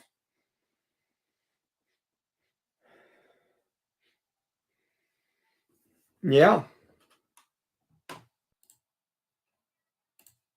It's so bad. Good from far away, but the closer you get, it's assaulting. Yes, that's right. That's a good word for it. The only time I've experienced caramel enchantment was from a left Twix. The right Twix was just okay with the caramel enticement. I need Renaissance back in my collection. See, we've motivated Dan. We've motivated him to make a buy, make a purchase, or go do a Mission Impossible mission and break in and take your baby back.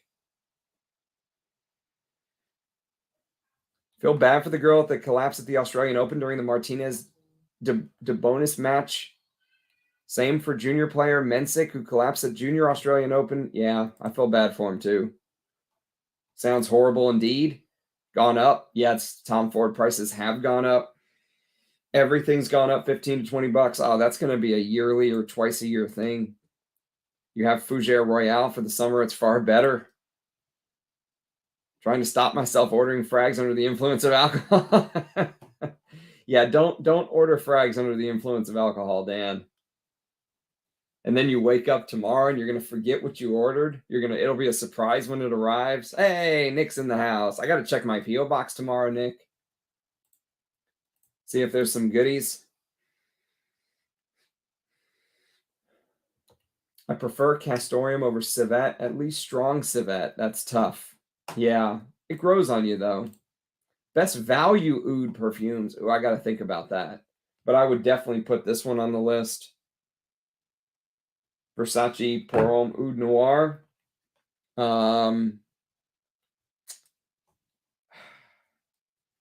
Let me think about that one, Margie. Screw IFRS. Yes, that's right. And IFRA. For beginners, Malik Al-Taif was my Deer Musk baptism. It is so good, is it not? Oh, if I could pick one Areej Dore bottle that I don't have in my collection, I think Malik Al-Taif would duel it out with Santal Galore. Which one? Musk is so tricky. It is very hard to put into words. Latafa Oud for Glory. Oud for Glory, dude. That's a clone of Oud for Greatness. I would love to. I'll see if Adam can send me a sample. Yeah, Ajmal. That's a. There you go. I agree with that. I don't agree with the Oud for Glory. Sorry. Whoever said that. Sorry, old boy, but I do agree with the Ajmal. Get this one, Margie. It's called 1001 Nights. You can get it for $40. You get 70 mils. 60 mils. You get 60 mils. This has been around since 2000. They've kept the perfume in good condition, and Ajmal has top-notch oud fields. They have their own oud fields. It is a challenge indeed. Yes, that's a good shout, Aroma from Heaven. Ajmal ouds may not be for beginners, though. I wouldn't say Margie's a beginner, though. Worst case scenario, she'll put it aside for 6 months and come back to it. And the Islamic tradition is believed that the earth dirt of heaven is made from pure white musk. Just thought that might be an interesting. Yeah, someone told me that before. That's right. Just to get a good read on what ouds do. Starter natural ouds. Yeah, I mean, the other one that I would tell you to get, Margie, to be honest with you, is you can get this on fragrancebuy.ca for like $90. This is called Ajmal Mukhallat al-Shams. And this will get you a very good idea. At least it'll get you in the ballpark of what something like, it'll get you in the ballpark of what some of the bigger ouds do, So like if you're going to like take the next step up and buy Frederick Mall's The Night or, something of that caliber, this will get you started down that road for much, much cheaper. In fact, I would argue if you have this, you don't need The Night or, Now, if you smell this and you fall in love with it, then you can go down the rabbit hole of Areej the Dore, Bortnikoff, Ensar Oud, on and on and on. But this is a great starter. Mukhallat al-Shams by Ajmal. Probably shouldn't admit this, but I have 540 extra in Oud Satin Mood, and even worse, I wear them more often than Koros. I've never smelled Oud Satin Mood, Michael. No, I don't think all synthetic ouds are bad, Margie. Like, for example, I mentioned these earlier. Versace Oud Noirs, synthetic. I'm pretty sure that the original M7 was synthetic. And, I mentioned some of the other ones like Tom Ford Oud Wood. They're not bad, but what we were saying earlier, once you go down this rabbit hole, once you start getting into the real ouds, once you start sniffing real oud, it's hard to go back to stuff like this. Now, I still enjoy this, and I still wear it because I like that profile. You know what I mean? Like, I know it can't compete with some of the other stuff that I've kind of got my nose on, but I still enjoy it. But I think what they were saying earlier is it's just hard to go back because it really feels like you're taking a step back once you've smelled some of the real deal ouds. So no, I don't think they're bad. They're just, I wish the industry forced them to use a different name, because think about it. Let's say there's no oud in here. Let's just say, hypothetically, right? I don't know if there is or not. Versace may come and say, no, we put 100 millionth of a drop in there and there's real oud and we're going to sue you. So I'm not going to say for sure I don't know there's oud in here. But let's say the majority of the oud accord in here is synthetic, okay? That synthetic accord that has no real oud or no significant amount of real oud, they're calling oud. They're putting it forward as oud. Right? So someone who doesn't know, let's say they're new, they see the name oud and they smell this and they think they know what oud smells like. They have no clue. It doesn't smell anything like what some of the real oud smell like. And that's the biggest issue, I think, in the oud community, is that it turned into like a excuse for the big brands to double, triple, quadruple the price of their perfume because it has oud in it. They put oud in the name, so they feel entitled to charging a huge markup because it's this mystical, high quality, high price product. And that's kind of what it turned into. So it's sad. I wish they forced the brands that are using Noir Limbinol or some of these other oud names to use a different name, Like, imagine if you were telling someone, hey, this is a diamond, and it's not. It's something completely different. It just, I don't think it's right. But they're not going to listen to me, so I can promulgate till I'm blue in the face up here. No one will listen to me.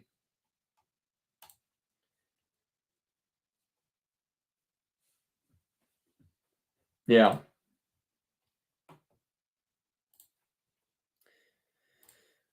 Well, some prefer synthetic. Yes, some do. You're right. BR540. Someone always wears it at the gym. I can't handle it either, Kenzo. It's so get put of that gym. I suppose, like most natural versus synthetics, the latter will be much less multifaceted and nuanced. Yeah.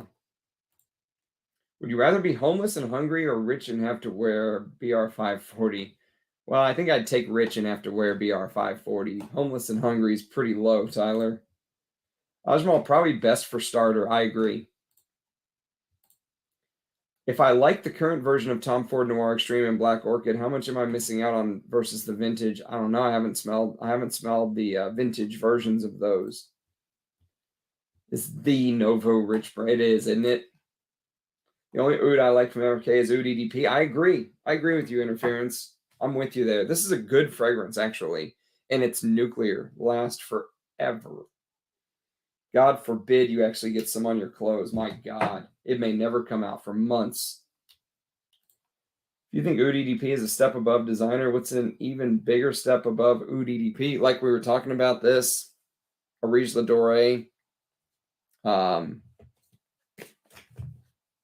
Ensar Oud.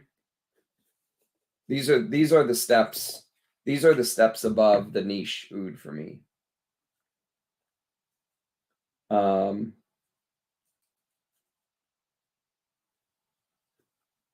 These are the mountaintop for oud lovers.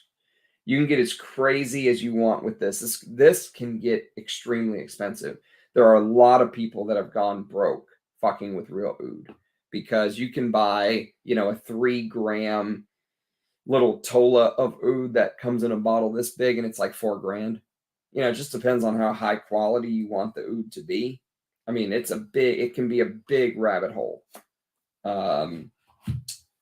So yes, I mean, it's just a whole nother world. And there are some people, once they go down the real oud rabbit hole, they never leave. Just like I went down the vintage rabbit hole and I never, peeked my head back. I peek my head up. Usually I'll look around, I'll go back down in my hole. Fuck this. I don't want to be any part of the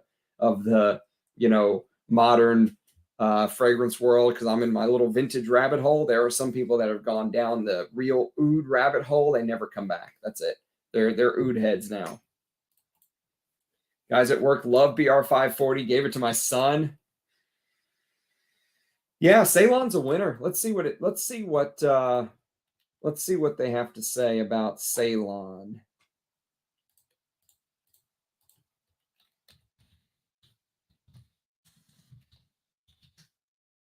Sorry, I lost my website there. Xerjoff Ceylon. Okay.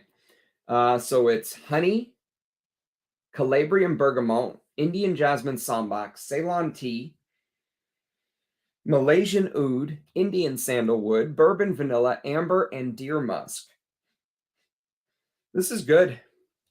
I mean, so far we're at 4 out of 5. I mean, I was not expecting that. Let's see what the Xerjoff website says. Ceylon by Xerjoff is a deliciously sensual journey to the teardrop of India, setting the senses alight with every twist and turn. Classically oriental in character of Ceylon, it opens to warm honey, fresh bergamot, and jasmine sambac from India, delicately trailing into an enticing heart of black tea, Malaysian oud, and Indian sandalwood. A suitably warm base of Madagascan vanilla, amber, and musk comes to life on the skin, revealing its complex and intoxicating character as time goes by. Well, there you go. It was cold today. It was in the 40s. What's up, Abe? I still need to check out your video. Everyone go subscribe to Abe's channel. He did his first unboxing today. Congratulations, by the way, Abe. I need to check it out. Was on a chatterbait when Ram started taking his shirt off. Ceylon, baby. Yeah, I like it, Interference. That shirt is perfect for wearing under the blue Texas jacket. That's right. Ceylon come at as Xerjoff's most expensive. $550 for 50 mils. Holy shit, you're right. I was not expecting that. Ceylon is a deliciously sensual journey to the teardrop. I already read it. Okay, $540. Wow. All right, let's get this last one on me. Let me catch up on the comments and let's get this last one on me. I have a bad feeling this is going to go dirty for Italica. Italica. Ugh. Is it going to be shite? Is it going to be shite, folks?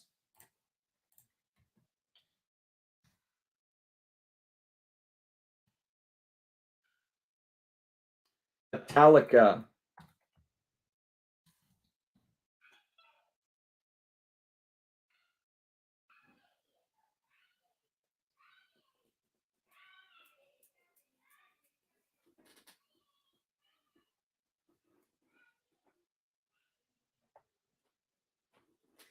Oh.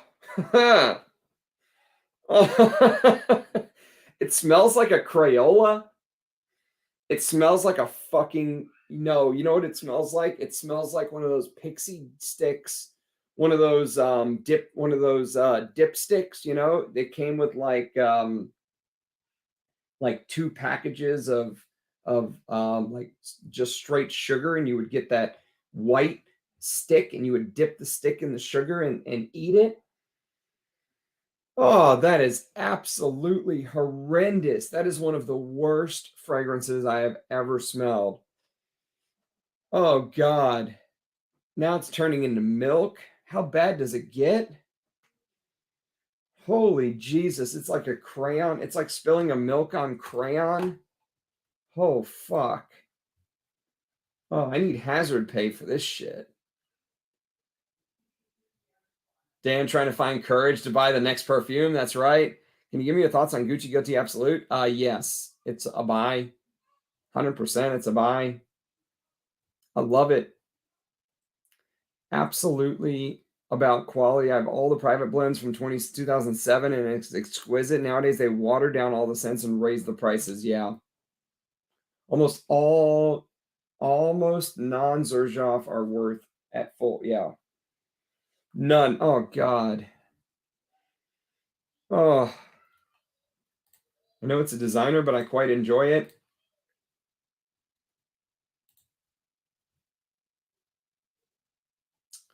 No, I wouldn't say you're a beginner, Margie. Maybe an oud beginner.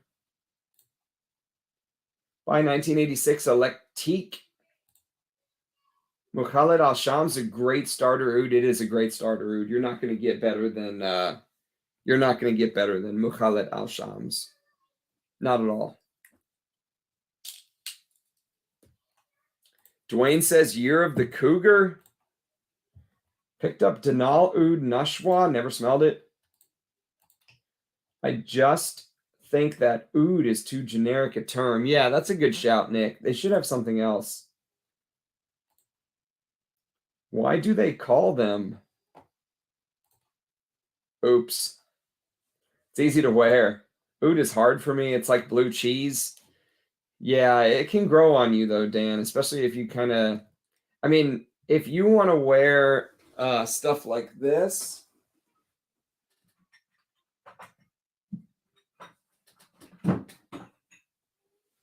So if you want to wear stuff like Boucheron Pour Homme, you won't like oud. This is then if this is your style, you won't like oud. But if you get bored of stuff like this, these kind of citrusy, aromatic, easy to wear, and you want something challenging, then yes, I would recommend going down the oud route.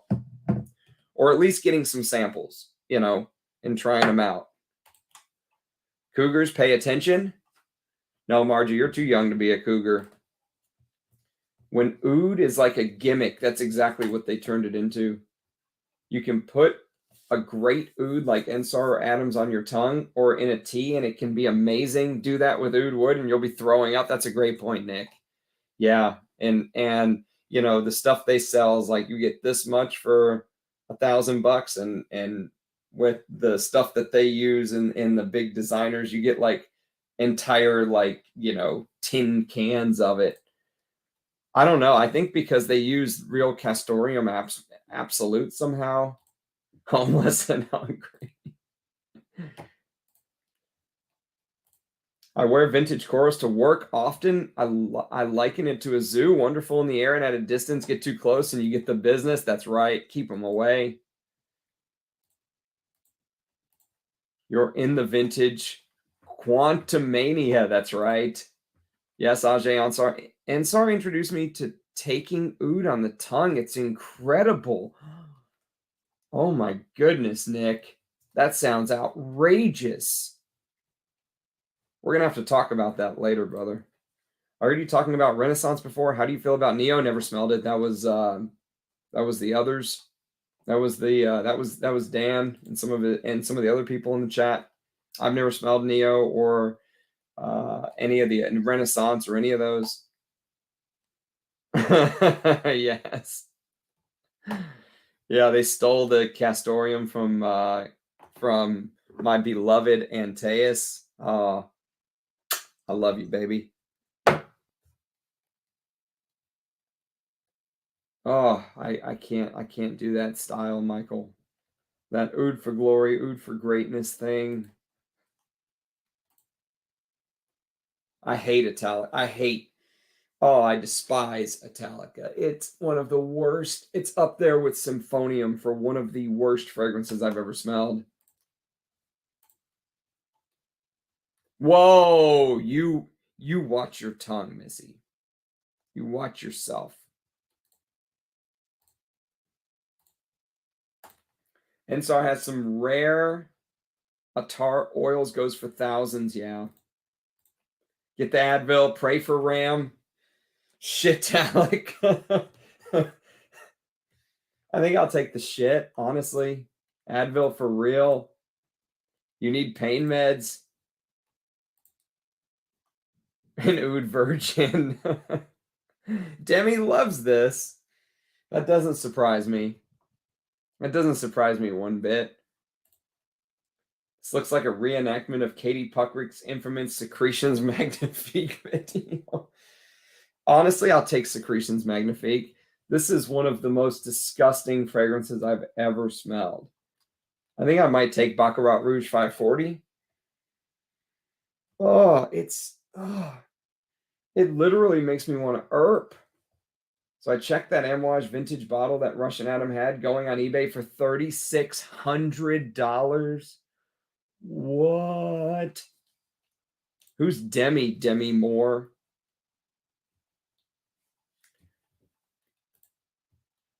You need pop your oud cherry, Margie.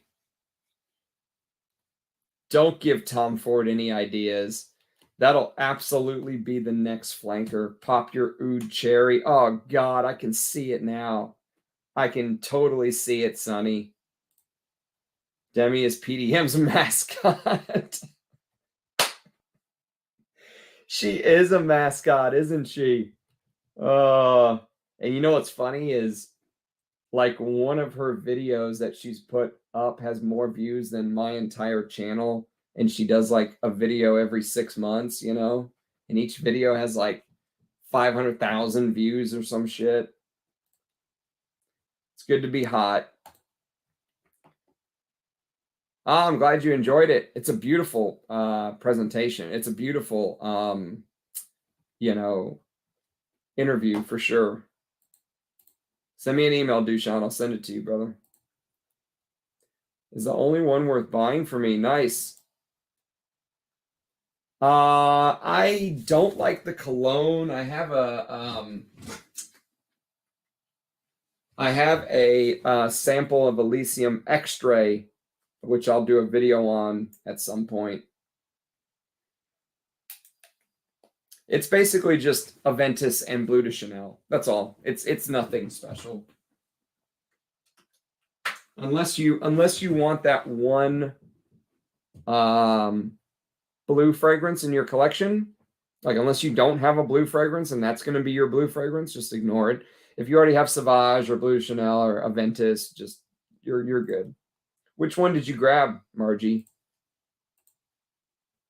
Oud Cherry by Tom Ford. I was thinking the same after I wrote that. We have to make a fragrance with that name before he capitalizes on. Oh, he's already on it. Pop Your Oud Cherry is the next Tom Ford. Yep. 8080. I'm going to run 2 pretty soon. Just finishing up on the comments. What would you recommend then as a step up from Elysium? There's not very much in that category. It's just a blue fragrance is the thing. I mean, honestly, I would just wear my Aventus. If I'm going to, instead of Elysium, I would just wear this. You know, Elysium takes bits and pieces of Aventus, but blends it with, you know, Bleu de Chanel, and maybe a little bit of Sauvage, you know, and that's basically Elysium. Now, does it smell high class? Yeah, but do you want to wear a blue fragrance? I don't. I mean, not anymore. I'd rather wear this. I actually enjoy Aventus, at least the older bottles. But once my older bottles are done, like this is my 2015 batch, so I've got a 15, a 16, and a 17 left. So I have three or four bottles left. I might have 2 16s, or 2 15s. I can't remember. But once my Aventuses are done in the 120 mil, that's it. No more. I'm not buying any more. So.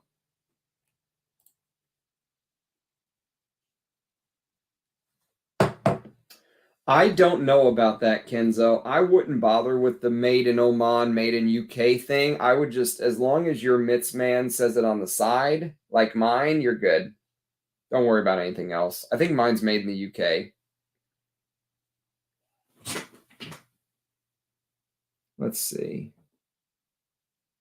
Yeah, I think mine's made in the UK, but I don't think it matters, dude. To be honest with you, I would just, as long as you've got the name here, you're good. Noir de Noir, don't think I will pick it. I will pick up anymore. Bought Elysium full retail. I like it, but was not wowed. Yeah, it's just a blue fragrance. I used to be subbed to her at one point. I mean, she's easy to be subbed to. She's hot. I was thinking about Aventus, but older batches are just so insanely expensive. So I tried Hachivat, but it's super green. Yeah. Yeah, I'm very glad I got the older bottles of Aventus. 2017 is my cutoff. So if you get anything pre-2017, I would say go for it, in my opinion.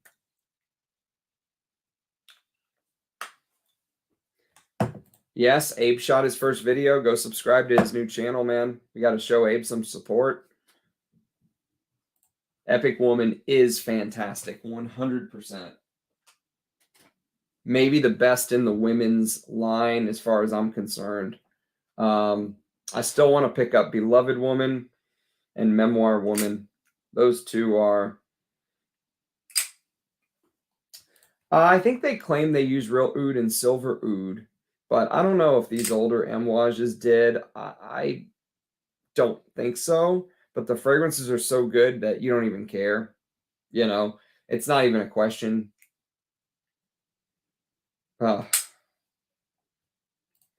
Somehow watching you try on the bad smelling frags is more entertaining than it should be.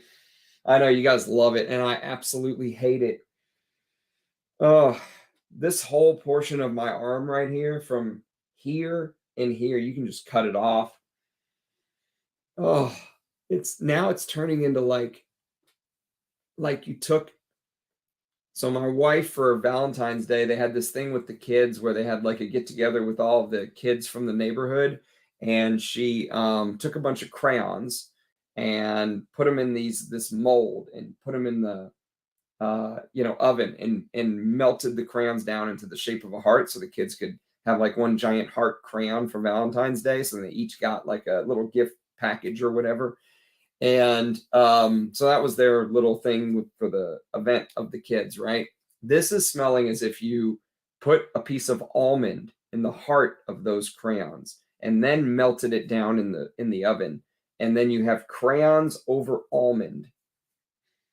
It is absolutely disgusting if Demi actually liked this, like if she was being honest and not just saying, hey, she likes it, because Xerjoff is like keeping track on everything she's saying, but she actually truly likes this, God bless her. God bless her nose, man. I want Beloved Woman. It was so good. Speaking of Castoreum, how's Imitation Man? Amazing. Do you own LD do you own La Douleur Exquise yet, Kenzo? If you do and you love it, you'll love Imitation Man. They share some qualities. Well, I don't know very many, but if I had to give you one Xerjoff recommendation, I'll give you the one I own a full bottle of, Xerjoff Homme. Xerjoff Homme is very, very good. I also thought Gao was okay, Gao. And the three that I like from today are Fars, Luxor. Luxor is the driest and the least sweet of all of them. And finally, Malesia. Malesia was also good. So 3 from today are winners. And Ceylon. Ceylon was good too.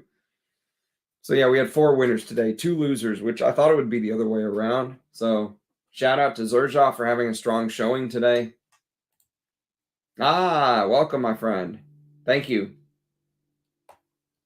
Try Neon, Aaron. I have a whole like handful of Aaron Terrence Hughes samples. So we'll do another one of these one day, and it'll be all Aaron Terrence Hughes. So today, Gene, we went through Fars. It's in the title of the video. So it was Fars, Luxor, Malesia, Mamluk, Ceylon, and then Italica. Italica is the worst. Italica might be one of the worst fragrances that I have ever smelled in my entire life. Xerjoff actually has 2 of those. They have one Italica, and they have one called Symphonium. Oh, God, Symphonium. Oh. Abe gave me a shout out. Thank you, my friend. I'm going to have to check that out soon. Tried Boss Bitch from Aaron Terrence Hughes. That name. Quick light spray of your Ensar on the tongue. You know, it might actually do me good. I need to test LDE. You haven't smelled La Douleur Exquise yet. Oh my God, dude. You're in for a super treat. So, I think just for my taste, because of the way that they did the Castoreum, I think I would put La Douleur Exquise just a hair over Imitation Man, but Imitation Man is outstanding. They're both like, if you get one and you love it, just get the other. Don't even fuck around. Just get the other. They're both full bottle worthy.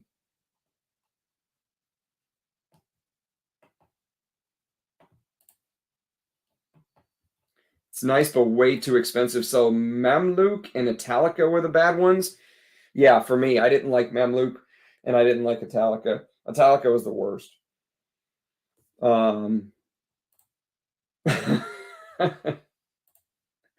Hey, Michael. Yeah, we were just about to sign off, but thanks for being here, fellas. Yes, it'll be a fun one indeed. This was shockingly good. Was not bad. I thought it was going to be shit. Thought it was going to be shite. Only Italica was shite. Mamluk just was not my taste, but Italica was pure shite to me. The others were good though. Ceylon with that oud tea thing. Malesia with that honeyed, like kind of animalic oud. And Luxor with that dry, incensey, woody, kind of similar to Gucci Pour Homme 1 in a weird kind of way, but with a little more, you know, oud from Xerjoff. And then the most traditional oud on the list is Fars. That's the one that's like a rose, oud, saffron, and of course, you know, just like they did when they kind of made their recreation of Pure Havane, they just added a little bit of lavender. So that's what they did whenever they remade Pure Havane. And they just added a little bit of lavender. That's what Xerjoff did. And they kind of did the same thing with Fars. They just added a little lavender to the whole rose oud combination. So yeah, Naxos. That's what I was thinking. Whenever they redid Naxos, you know, which is kind of like a take on pure Havane, they just added a little bit of lavender. I've never smelled Dua's BR540. Italica is pretty bad. It's terrible. Wow, Michael says it's Aaron Terrence Hughes' best rose oud combo. I mean, it's Malik Al Taif, but you'll never find a bottle. All right, everyone, have a good night, guys. We'll try to catch up tomorrow and maybe do round 2 of the Xerjoff sample test because there's still a bunch of samples up there. So you guys have a good night. Thanks for being here. Thanks for participating. It's a blast. Love hanging out with you guys. Do lick the stream before you go, please, so other people in our little new found fragrance town can find their way homes. Lick the stream. Appreciate the support. Thanks, everybody. Cheers. Catch you next time. Bye-bye.